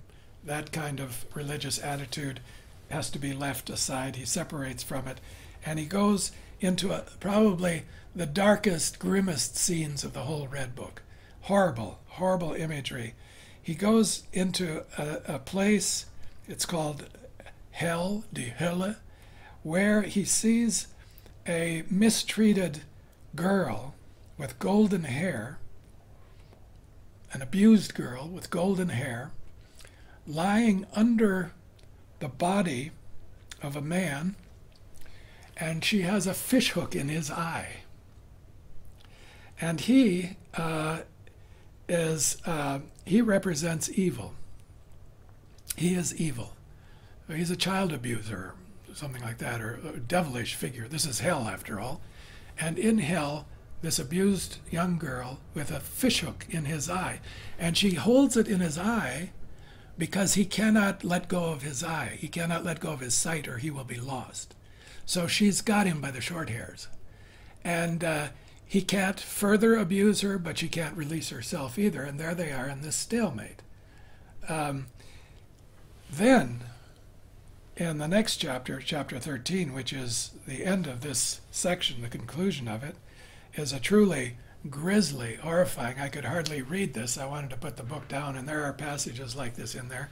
And I'm sure Jung felt his stomach turning as he was going through these. These are the dark night of the soul type places. He goes into a place, chapter 13, called the sacrificial murder, die Opfermord. Snakes coiling and hanging from branches, dismembered, bloody body of a little girl lying there. And his soul comes to him. Now, this is his soul figure. This is a mature woman, not the little girl. This is a soul. And his soul says he has to eat a piece of the little girl's liver. Ghastly, he gags, he refuses, he wants to run away. But the soul insists you have to do that. You have to eat a piece of her liver. So he chokes it down. And when he does, you have this sudden passage of reflection, commentary, that he's taken back the projection of God out there. He no longer projects God out there. Now God has come into his soul. Somehow eating this liver, and I don't fully understand it, I'm still studying this book, of course, but eating this, going through this grisly moment of initiation, and many initiations are horrible. This seems to be the darkest point of the whole thing, in my view. Going through this initiation has changed his attitude toward where does God live? He no longer lives out there. He's no longer projected as in mythology. You know, God lives on the mountains, or he lives in a heavenly palace or something, or behind the clouds. He brings God back home to the soul. So God is coming into the soul, and from this eating of he calls it the divine child, eating the divine child, integrating the divine, sacrificed, he receives what he calls a divine illness. And this is what I think of as the gift, if you will, of the wounded healer, that there is, he says in another place, to live with God is to attack reason. It is an attack on our integrity. It is an illness that has to be cured, and we can't cure it. To be close to God is an illness. That's the way he thinks about it. Because it's so powerful, and the energies are so problematic on one side, and difficult. And in other reflection, he says, people who try to live close to God are all destroyed. It destroys them, it blinds them, it cripples them. They can't manage it, with one exception, Christ. This Jew from Nazareth managed it. Somehow could live with God deeply and not be destroyed by it, but live it through and live it out. And another reason why Christ is important to Jung is that he was able to do the great work that Jung is himself setting out to do, to be close to the self, or to the divine that is behind the self or beyond the self, but reflected in the self. To get close to the source of energy and not be destroyed by it is a gargantuan undertaking, and a very dangerous one. So the wounded healer is created and made conscious in him, and he finds a way to move toward spirituality within modernity, having rejected the mythological, going back through the hell of modernity, coming upon this opportunity to integrate the divine child through this horrible act of initiation. He is finding his way into what will be his path. This is the way that he's looking for. And I'm going to stop here because I do want to leave time for questions and discussion. Actually, let's try Asheville. I know there's a question here, and somebody there was a hand that went up in the corner. Is that still a question, or going past?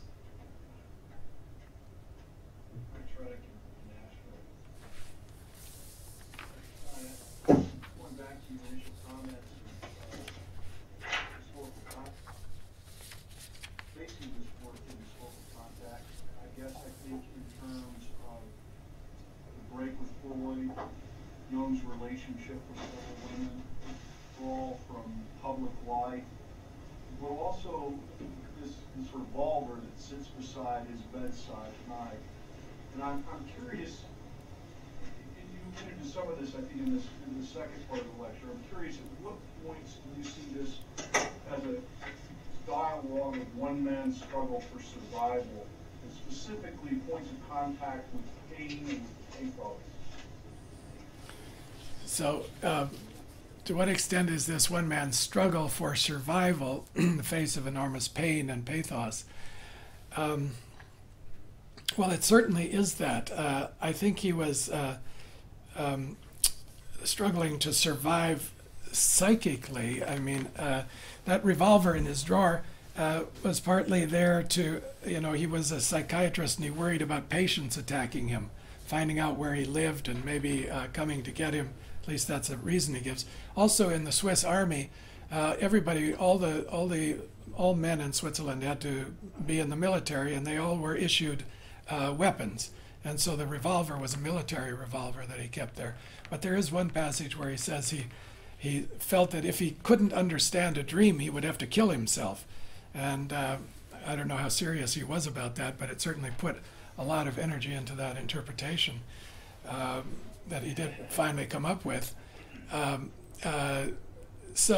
survival, I would say, more on a psychic level. I think when he left Freud, he could have decided, in thinking about the timing of all this, he could have decided to take over the international psychoanalytic movement. He actually had the majority of members in the IPA with him when they met in Munich and there was an election for the president. 22 out of, 60 or so members withheld their vote. Those were the Freud people from Vienna. The rest voted for Jung. And then he faced the question, does he want to have a big fight? I mean, he'd have to more or less kill Freud off, grab the crown for himself, and take it in a heroic way out into the world. And he decided not to do that, I think for a couple of reasons. I don't think he wanted to kill Freud. I think he, in a way, admired him, and he just thought, we're different. He'll go his way, I'll go my way. But the other reason is that he really saw a kind of psychic death for him if he continued on that road, because his soul wasn't on that road. And so this search for his soul that is right at the beginning of the Red Book, recovery of the soul, is to find something that he'd lost, who knows when, somewhere in his childhood or in his youth when, he'd gotten busy with so many other things, including family and practice, his professional life and his intellectual life and all of that. He had to get back to himself. And so it's a struggle for survival in that sense, for psychic survival. If you don't live out of yourself or get a hold of yourself, you're among the living dead. And that's what he would have become. Pure persona, just walking through life, maybe very successfully. He was very clever, very charming. If he'd been a psychopath, he could have made his way beautifully and become famous and everything else. But he knew that was not for him. And here at midlife, that's a midlife crisis, he made the choice to really search out his own way. And so you put your finger on, with the word survival, I think the urgency of it. This book contains a lot of urgency. It's not a lot of fun to read, and he's struggling and suffering, but there's a reason behind it, and that is precisely to save his soul. SOS, save our soul. Can you hear me? Yes, we can hear you. Go ahead, Jerry. Okay, Murray. I'm interested especially in the emerging God image, not only in Jung's individual journey and the transformation of Jung's image of God, but beyond that, to the emerging God image, especially in the West. Can you hear me? Yes, I can. Mm-hmm. You still hear me? Yeah, Yeah. Murray, I can hear you barely. Yeah. I can hear you fine. So, yeah. Okay, good. So my question is, where do you see the spirit of the depths breaking into the spirit of the times? I'm looking for a word of hope. I know it's going to take 800 years, but if you see any glimmers of hope of the emerging God image, I'd like to hear your response. That is really such a major question. I wrote a little pamphlet. The Guild of Pastoral Psychology has a conference every year, and some years ago, maybe 10 years ago, I wrote three-essay pamphlet, three-part pamphlet on the emerging God image, and I used a couple of dreams from patients of mine that indicated something about that, and I find that subject so massive and difficult to get into. I can't really say very much about it. I think it has to do with integration of what has been left out, and whether you see that as the feminine or the earth or the evil, or picking that up and bringing it into an image that is more comprehensive, let's say, than what we have experienced for the last 1,500 years or so. So I can't offer a picture of it, or in the Prüfungen, Jung comes up with this idea of a Praxis, and the sermons, the 7 sermons to the dead, which I don't find very convincing. Nor did the dead who are being preached to. But it is an image of inclusiveness. So something about including the feminine and including the dark side, and people are talking about the Gaia principle, that maybe something about nature and the earth that's been more or less repressed, or somewhat at least repressed in Christianity especially, needs to come in with more, let's say, more authenticity in a fuller way than has been the case. Something along those lines. I don't know if that offers you very much hope. I think people are really working on the question, at least here in Zurich. There are people working on it in their own ways, and I think it has to do inevitably with more wholeness, more completeness, more integration, and something a little less damaging or one-sided than we have had for various reasons in the past. That's about all I can say about that, I think. Evanston, this is Evanston.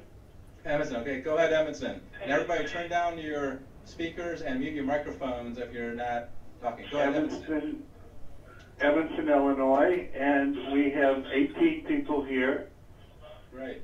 And the question is with regard to participation, active participation, as opposed to the word imagination.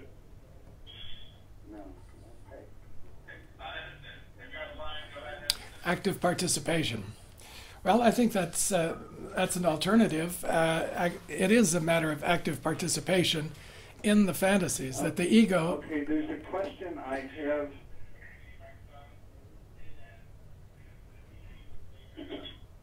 Everybody go ahead and remute your microphones, and we'll let Murray answer that question, and then we'll go into teaching. So mute all the microphones if you could, and go ahead, Murray. So Evanston offered the phrase active participation, as opposed to active imagination. Okay. I don't know that one. Can you hear me? Yeah, I can hear you, Mary. Somebody's breaking in. The whole idea of participation vis-a-vis imagination. Yes. And the question really has to do with, isn't active participation a word that is more indicative of what happened in the Red Book vis-a-vis active imagination? I know Jung used that word, but it's different. Right. Okay. Okay. Go ahead, Murray. And Okay. everybody else hold questions for now. As far as I know, you've just come up with a new phrase, active participation. I like it. I think it's very descriptive of what's going on in these dialogues, that Jung is actively participating with these figures, participating in a drama. And so, yeah, it might even be preferable. You ought to write that up and offer it to the Jungian public. I think it's a good idea. That's the point I was making about active in whatever you call it, that the ego is actively present and it is participating. So are the other figures participating. I mean, there is really a dialogue that goes on. They talk back, he talks back. They have their own names. They offer their names. So it's a very vivid type of imagination that's going on in which all sides are participating. And there's quite a lot of noise in there sometimes, a lot of activity going on.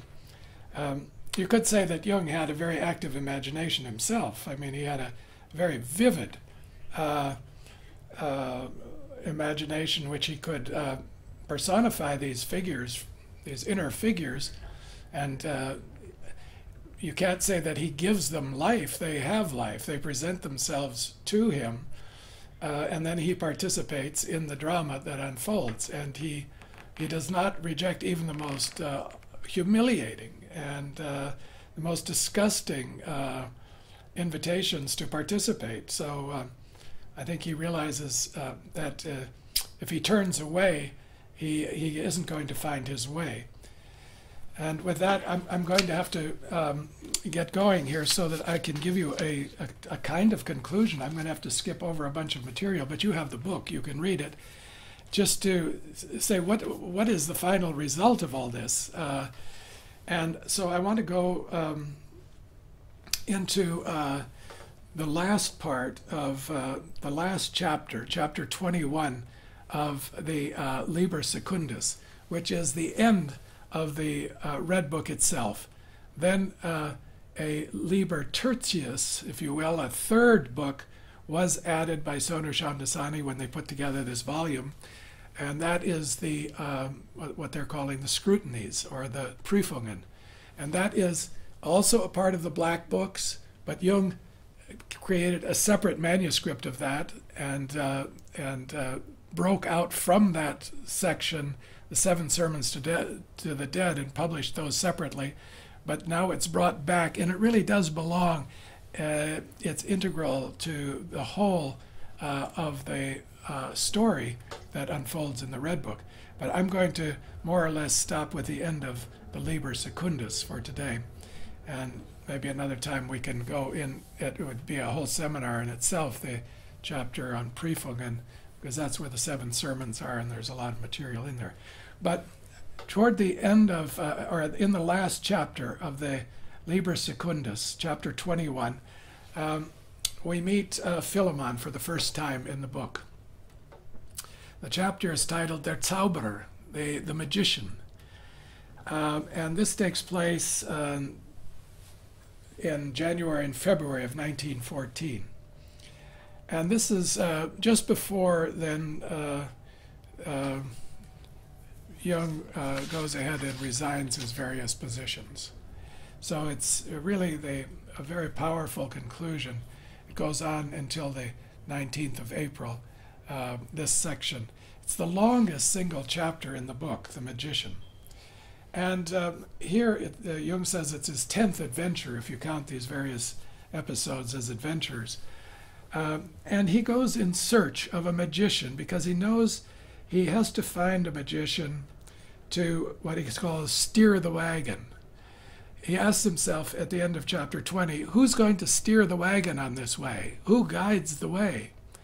And he concludes that the ego can't do it properly, that reason and intention by themselves will not create a future. They only repeat the past.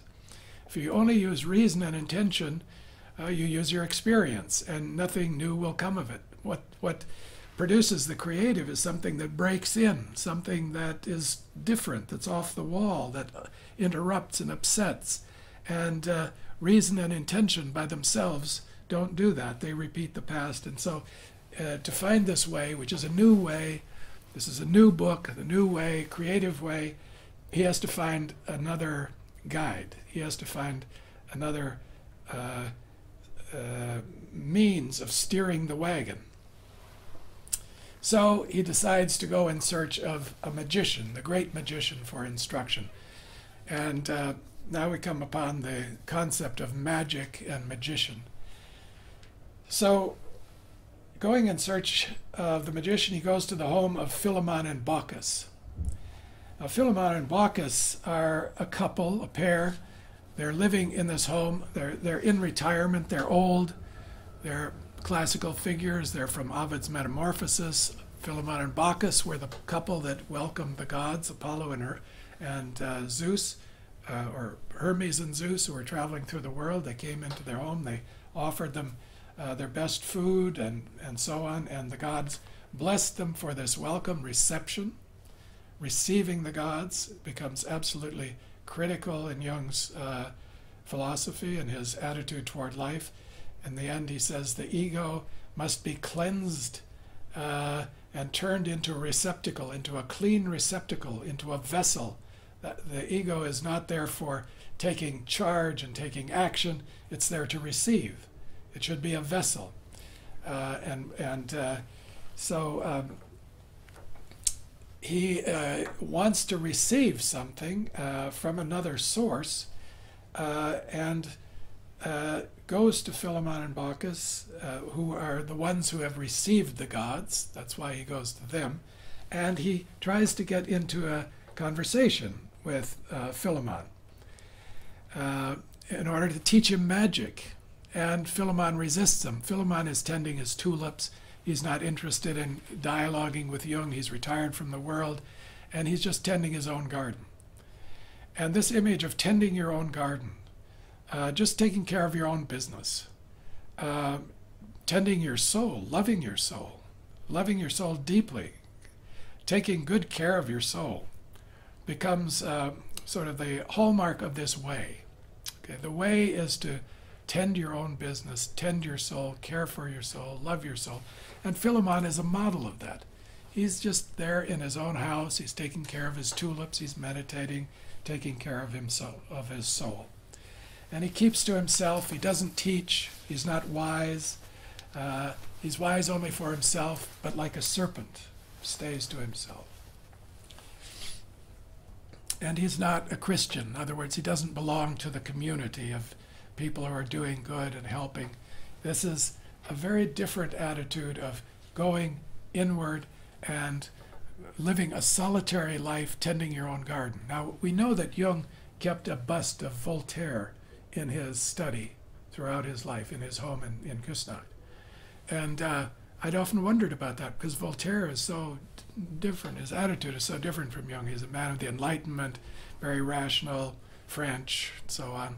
French intellectual.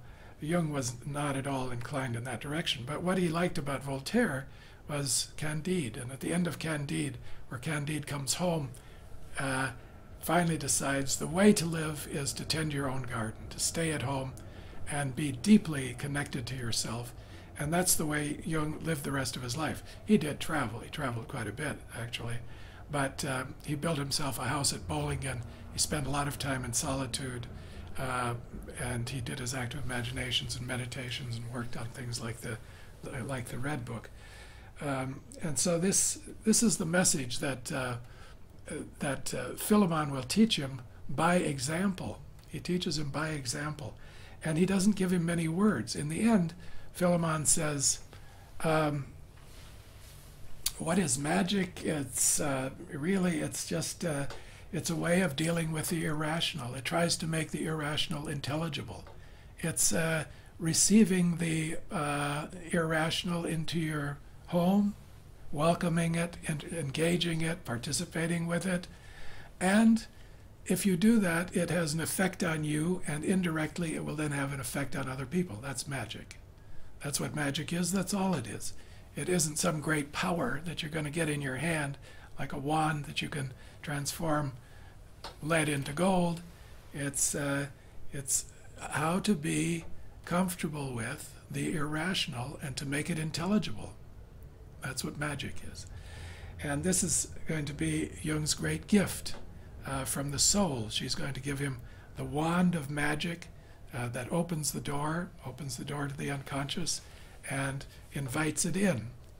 So this is the only appearance of Philemon in the Red Book itself. It's a minor appearance, very important, but in terms of space, very small space is given to Philemon. He then comes back in the scrutinies as a major figure and becomes the great teacher of the 7 sermons and so on. But then Jung is now coming to a conclusion, and at this conclusion, the Kabiroi appear. The Kabiroi are spirits of the deep. They live under the earth. They're like blacksmiths and metallurgists. They belong to the Great Mother Earth. They're the creativity in the earth, forces of the deep unconscious. And they come up out of the depths, and they bring with them the material to build a castle for Jung. They build him a tower, and this tower is impregnable. This tower sits on solid ground. Jung says this tower is not made of words and books and concepts and ideas. It's made out of blood and guts. It comes from the depths, and it's something you can really rely on. So they're building a structure for him. And this is a structure that he will live in for the rest of his life. This is what we call building the transcendent function in Jungian psychology later. And you should realize that Jung wrote his essay, The Transcendent Function, in the midst of all this, 1915, 1916. He wrote The Transcendent Function, an essay of about 20 or 30 pages, in which he describes very carefully the building up of this inner structure through active imagination. He then put it in his drawer, like he put away the Red Book. And that came out of his drawer in the 1950s. Students at the Jung Institute somehow discovered it and brought it into the light of day, published it, and it's in the collected works now in volume 8, I think, The Transcendent Function. Go and read it. It's a very good description of what he's doing at this time and building up this structure from below, that the Kabiroi bring up the materials to make this structure. And it's impregnable, and he can withdraw into it, and it's a place to be solitary. The big problem with it is that it goes in the direction of isolation. And he worries deeply about this.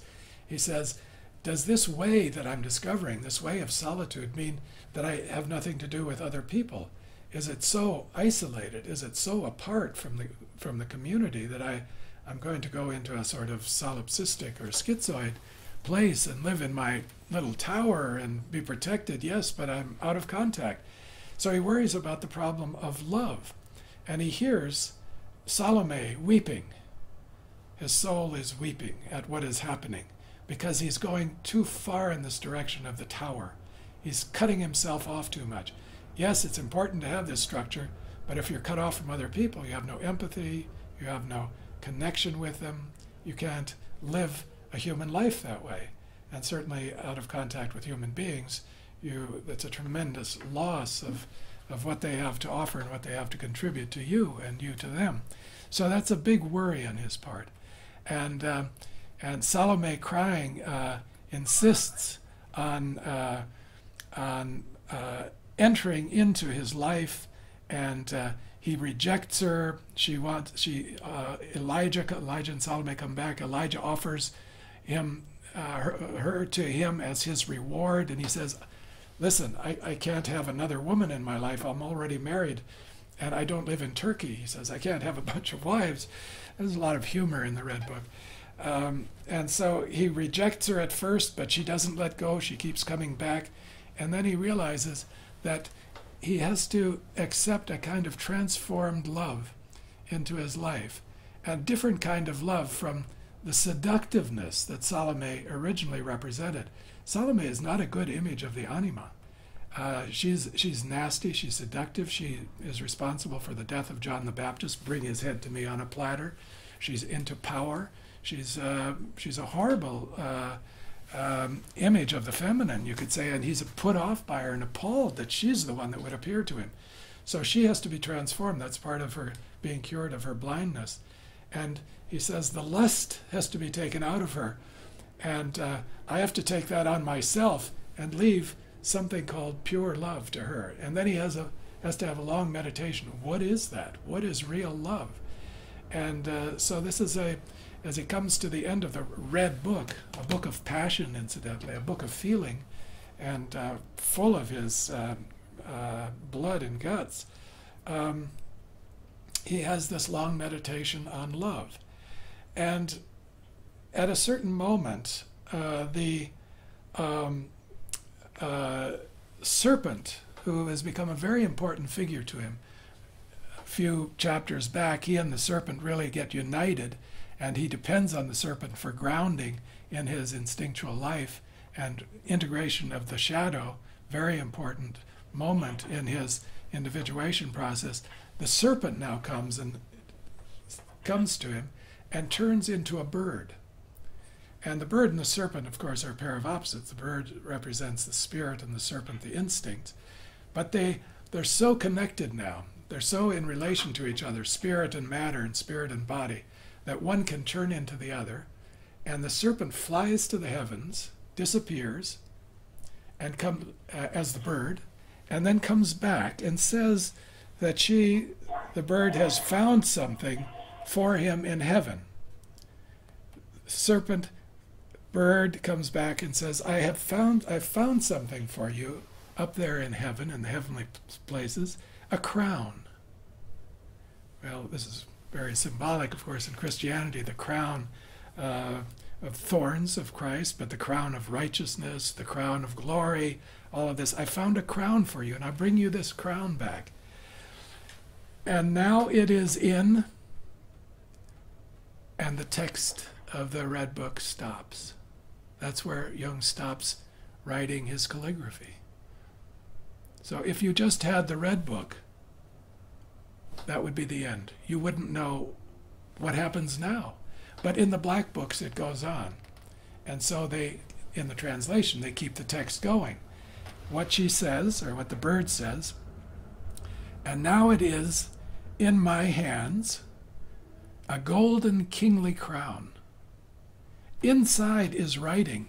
Inscribed inside the crown is writing. And it's a quotation from 1 Corinthians 13. Love never ends. That's the famous love passage of St. Paul, where faith, hope, and charity, or faith, hope, and love, but the greatest of these is love. And so inside this crown that Jung gets for all his efforts, you could say, is the probably most important teaching of his Christian faith and background. Love never ends. And this is something that he wonders about. He says, what am I going to do with this? How am I to understand this? What does this mean? So he accepts the crown, and then he finds himself hanging on a tree, high up in a tree, in the crown of a tree. And he can't cut himself down from the tree, and he realizes he has to stay hung in this tree until he understands the meaning of this crown and its message. And so he meditates on it for 3 days and 3 nights. The soul can't cut him down. She can't get up there high enough to cut him down. He's tempted to come down by Satan and the red man. Come down on the ground, all that spiritual nonsense. Get your feet back on the earth. Live a normal life, life of pleasure in the concrete world. He won't go there. He won't give up. He hangs there for 3 days. And finally, the bird comes to him. And the bird says to him, just fly.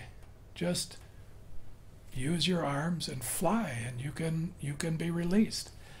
And when he does that, the soul, Salome, standing on the ground, also develops wings. And she can fly, and he brings his feet back to the ground. And this is the spiritualization of, you could say, lust for Jung. That's what love means, that it's agape, it's real caring.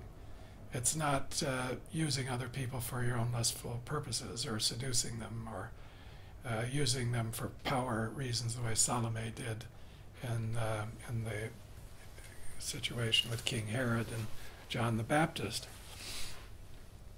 And then there comes, I think, a wonderful climax of the whole thing where the snake tells Jung a fairy tale.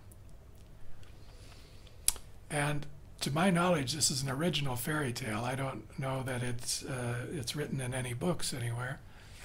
And it's the story of a king who isn't able to have a son.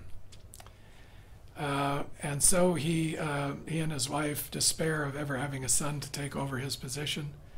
And he gets the idea to go into the woods and consult with a wise old woman in the woods, a witch. And he goes and does that, and the witch tells him, well, take some of this kind of special material, put it in a pot, and bury it in the woods for 9 months. Come back and see what's in the pot. So he does it, and he comes back, and 9 months later, opens it up, and there's a beautiful baby boy in the pot. Takes it home, his wife, breasts full of milk, feeds the baby, they raise the child, grows very strong, very bright, very gifted boy, and shows great promise. And when the boy is 18 years old, he comes to his father and he says, I'm ready now, give me the crown. I want to take over. And the father is very threatened by this. The father says, well, I'm not ready to give it up yet. And the boy says, but I'm ready to take it. I'm 18 years old, I'm strong, I'm ready to go. Give me the crown, give me the kingdom. It's my due. And so the king decides he can't handle this, and he thinks about solutions, doesn't come up with anything, and decides finally he's going to have to kill the boy. He's going to have to kill his son. So he goes to the witch and he asks her, how can I kill him? What can I do? I want to get rid of him. This isn't working out. And the witch says, well, take the pot, put this material in it, bury it in the woods for 9 months, see what happens. And he does that, and in those 9 months, the boy loses his strength, gets very weak, gets sick, and finally at the end of 9 months dies. So the king has a solution. He's the king again, doesn't have to worry about him, but he misses him terribly, and he realizes he made a dreadful mistake, that he should have really turned over the kingdom to him. He has no heir now, he has no son. What can he do? So he goes back to the witch again, and he asks her, what can I do now? I've made a terrible mistake. I really missed the boy. He showed great promise. She said, well, take this material, put it in the pot, bury it 9 months, see what happens. Does it again. Goes back in 9 months. There's the baby boy again. He takes him out, and this time the baby boy grows to 18 in a very short time, in a few months, or a few years, 3 or 4 years. He's 18. He comes to his father again and says, give me the crown. I'm ready now. This time the father gives it to him. And he turns out to be a very wonderful and successful king, and he takes very good care of his father and his mother, and that's the fairy tale. Now, Jung is told this fairy tale by the snake because it's a message that what you have given birth to in this whole process has no father and no mother. It comes out of the depths. It comes out of the earth. It's the product of magic, if you will. The magic woman in the woods has given birth to this. The womb of the earth, the unconscious, has brought this into being. And the day is going to come where you have to turn leadership over to this boy. And you have to let go. The ego has to let go. And what that means is turning your life over to the spiritus rector, to the self, to what has come out of you, to the transcendent function, and giving up ego control for direction and choice, and allowing yourself to experience life in a very different way. And so that's the end of the, basically the end of the story of the Liber Secundus. At that point, Jung says, I close the bronze doors and come to myself. A mountain covers over this opening. The water flows over it. It disappears. And I am returned to my own self, my I. And he's rather disgusted. I'm barbaric, he says. I need to be refined. I don't like I'm very unconvincing. I'm a pitiful figure. I need to work on myself more. But now I need to work on the I, and it needs to become a vessel and a womb of life. That's what the ego needs to become. That's what he gets into in the Prüfungen, in the testing, where he really challenges his ego and tries to open himself up and turn himself into a vessel, turn his ego into a vessel or a womb, very feminine image, masculine ego turning into a womb. Imagine that. Jung, the great leader, the great hero, first president of the IPA, Freud's crown prince, turning into a womb.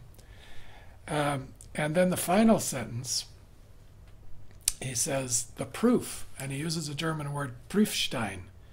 Prüfstein, the stone that is used to test metals, a testing stone, where you push the metal across the stone. If it leaves a mark, it means it's genuine, it's real gold. The Prüfstein, testing the metal, the proof is being alone with oneself. This is the way. And so it's really the way of the solitary.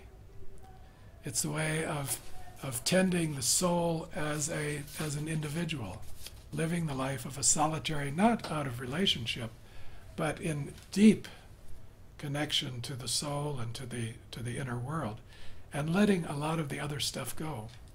So that really was Jung's great discovery through all this. He found his way. It was the way of the individual. It was the way of the solitary, the way of depth, listening to the deep, ego turning into a vessel rather than an instrument or a sword or a thrusting heroic tool, becoming a womb. Email question, Murray. Had the Red Book been written 1,000 years ago, to what degree might it have been taken as a God-inspired sacred scripture, and how would it thus be viewed today, 1,000 years later? Well, the question is, had it been written 1,000 years ago and discovered, would it be taken as a God-inspired scripture? Possibly, but it couldn't have been written 1,000 years ago because, well, I suppose anything's possible. It's unlikely that there would have been anybody around 1,000 years ago that would have engaged his imagination in this particular way. Now, Jung wrote this book, or created this Red Book, to look like an old book. You know, when you look at the pages, many people have said it looks like a medieval manuscript. You know, illuminated pages, not so much the paintings, but the pages, the calligraphy. It could come out of a medieval monastery library. And I think, why did Jung, I ask myself, why did Jung create this particular form? Could have chosen, options are many, could have chosen many forms. Why put it into this kind of script? Except that he wanted it for himself, perhaps, and if anybody else read it, to read as a kind of sacred text, a kind of God-inspired text. He has to be given credit for actually making it. This did not just arise out of nothing. The fantasies and the images came to him, but he had to write them down, and he had to put the book together, and he had to make it in a particular style. And what this style does is give it the quality of a kind of sacred book. I mean, you wouldn't write in the margins of it or underline things. When they decided to publish the Red Book, I was told by Ulrich Herning, there were many discussions about how to do it, what form to give it. And originally they thought it would be in a book about this size, you know, a normal size book, something like the Collected Works with some nice color pictures in it, but basically a book like any other. And when W.W. Norton started discussing the project with them, they decided for what is called the maximal solution, really to go all out and produce a facsimile version of the book and create a book that has the feeling and the weight and the seriousness, you could say the gravitas, of the Red Book itself. In fact, even some deluxe editions, I don't know, a couple hundred deluxe editions of this were produced at great, I think you had to pay a couple $1,000s for them. But it's the same inside content, which is of exquisite quality. One of the best printers in the world, an Italian printer, was commissioned to do the printing. They spent an enormous amount of time and energy photographing the pages of the Red Book to make this wonderful edition. And so it's a bargain in this version, $100, $150. You get a jewel of a book, very precious. If you bought the deluxe edition for a couple $1,000s, you get the same book, but with a leather cover. So there was some disappointment in the deluxe version. I don't know, it was a gimmick on the part of the publishers to raise some extra funds or something, I don't know. But it would be nice to have a leather cover on this, not at that cost maybe. But everything goes together to give this book that feeling that you mentioned, a God-inspired text. It all goes in that direction. And it's a book I imagine people will buy and keep in their libraries and pass on to the next generation. I have an extra copy that I won't even open in my lifetime. I'm just going to keep it pristine for my children and my grandchildren and pass it on. So it comes with that feeling tone to it. It's a kind of very unusual event in the publishing world to produce something like this. And it's wildly successful. When they published it, they only printed 5,000 copies in the first printing run. And it was sold out long before it ever got to the bookstores. They did another 5,000. They're up to about 30,000 now in English. And in German, it sold out its first 5,000 copies, and they're into a second printing there. So it's very attractive. Why people are buying it in such large numbers, I'm not sure, but it has a real draw to it. You want something like that, and it's not priced so out of sight that you can't afford that, and so it's a very special object. It's an art object. Go from there. This is from Seattle, and the question from Seattle is, isn't the way, as Dr. Stein described it, an Eastern concept, e.g. Taoism? So didn't Jung then really rediscover an Eastern method rather than avoiding it with Izdubar? That's a good question, yeah. His relationship to China and Chinese philosophy and Taoism and so on is a very, I would say, a very important part of his whole repertoire. He read the I Ching early on in an early translation, and then when Richard Wilhelm translated it into German, he knew Richard Wilhelm. They became friends. So he studied the what was available of in German translation of Chinese literature, and then very importantly, in 1928, I think it was, Richard Wilhelm sent him a packet of materials, including a Chinese text called The Secret of the Golden Flower that he had translated into German, and asked Jung to write a commentary, and inserted into that, and part of the material, there were some pictures, some images, and mandalas. And Jung had just finished painting this image, this mandala. It's the last picture insertion into his book, this one. And he said he was astonished. When he was doing it, he said it had a kind of Chinese feeling to it. It felt like, it looks Chinese. And then he got this material from Richard Wilhelm synchronistically, and he even writes at the bottom of this book, 1928, when I got the material from Richard Wilhelm to write the commentary on The Secret of the Golden Flower. This was so striking to him, and that put him off in a whole new direction into the study of alchemy, because it was a Chinese alchemical text, and so that's another story. But this idea of the way, the Tao, of course, is in his commentary on The Secret of the Golden Flower. That's a bit later. His studies of Chinese philosophy and Taoism, religion, and so on really came after the primary experiences, if you will, that are the foundation of the Red Book, that 1913-1914 period of about 3 or 4 months, where he's looking for his soul, he's trying to find the way. But the way is also a Western idea, you know, the way of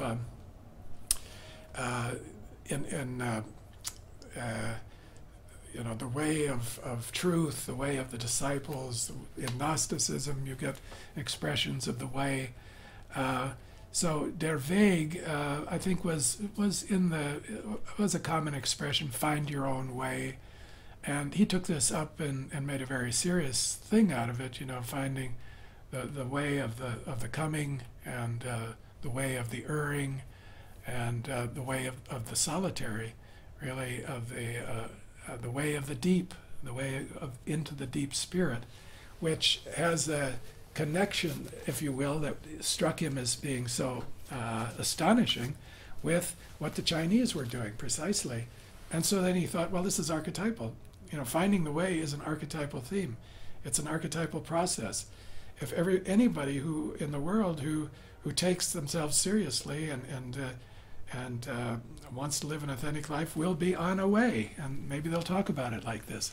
So it's grounded in an archetypal process that's universal. It's worldwide, not just Eastern, but also Eastern. Thank you. And one more question from Matt Rock, North Carolina. Are there any key terms in German that have problematic interpretations in English that we should be aware of? I know, Murray, you're very fluent in German, so you'd be a good one to ask that question of. I collected a number of errors that people have sent me. People are reading it in German, very fluent in German, and they say that a number of errors have been made. That's one category, mistakes. But I don't think there are many mistakes. 3 translators worked on this. A professional translator here in Zurich did the first version, then an American poet, analyst went over it for English style and their levels of style, getting all that right. And then Sonu Shamdasani himself, who's quite fluent in German, checked it afterwards. And so there was a lot of discussion about how to do various terms and so on. If you read German, it's better, of course. It's the original language. I read it in German because, to me, it feels much closer to Jung. It's the way he thought, it's the way he spoke. It's a native language, and it feels more authentic to me. I did, as I was reading it, check in the English. Sometimes I wouldn't understand a passage in German. I look in the English. It was very helpful. So every translator has to make choices. I think the biggest one that I've heard about is this Übersinn, how to translate that concept, because it's a neologism. Jung created that word. And so how do you translate a word that doesn't exist in any German dictionary? It's never been used before. It's a new word into English. They chose, I think, supreme meaning, or maybe something like transcendent meaning. I think supreme meaning. It isn't very good translation. That's very debatable. Scrutinies is another one. That's an English word very seldom used for Prüfungen. Prüfungen really means tests. If you go to school and you're given a test, it's a Prüfung. Or if you test a metal to see, you know, is it real or how tough is it, that's a Prüfung. So it really is testing something. And in that section, Jung is testing himself. Is he tough enough to pursue this solitary path? Can he really do it? And it's a story of him struggling to do it and struggling with himself. He's testing himself. Scrutinies, it's too distant for me. It's too, you know, you scrutinize something from a distance, kind of critical looking. But his testing is a much more urgent, participating, active kind of putting you to the wall type of testing. That's what the Prüfungen are. So there are these questions about some of the translations. If you can read it in German, go ahead and do that. Otherwise, the English is pretty good. They certainly worked very hard on it, and translations are never perfect, but it's certainly not a bad translation. Well, good. Well, okay, gosh, Steve. thank you so much, Murray. Okay, Really, it's my pleasure. Appreciate this.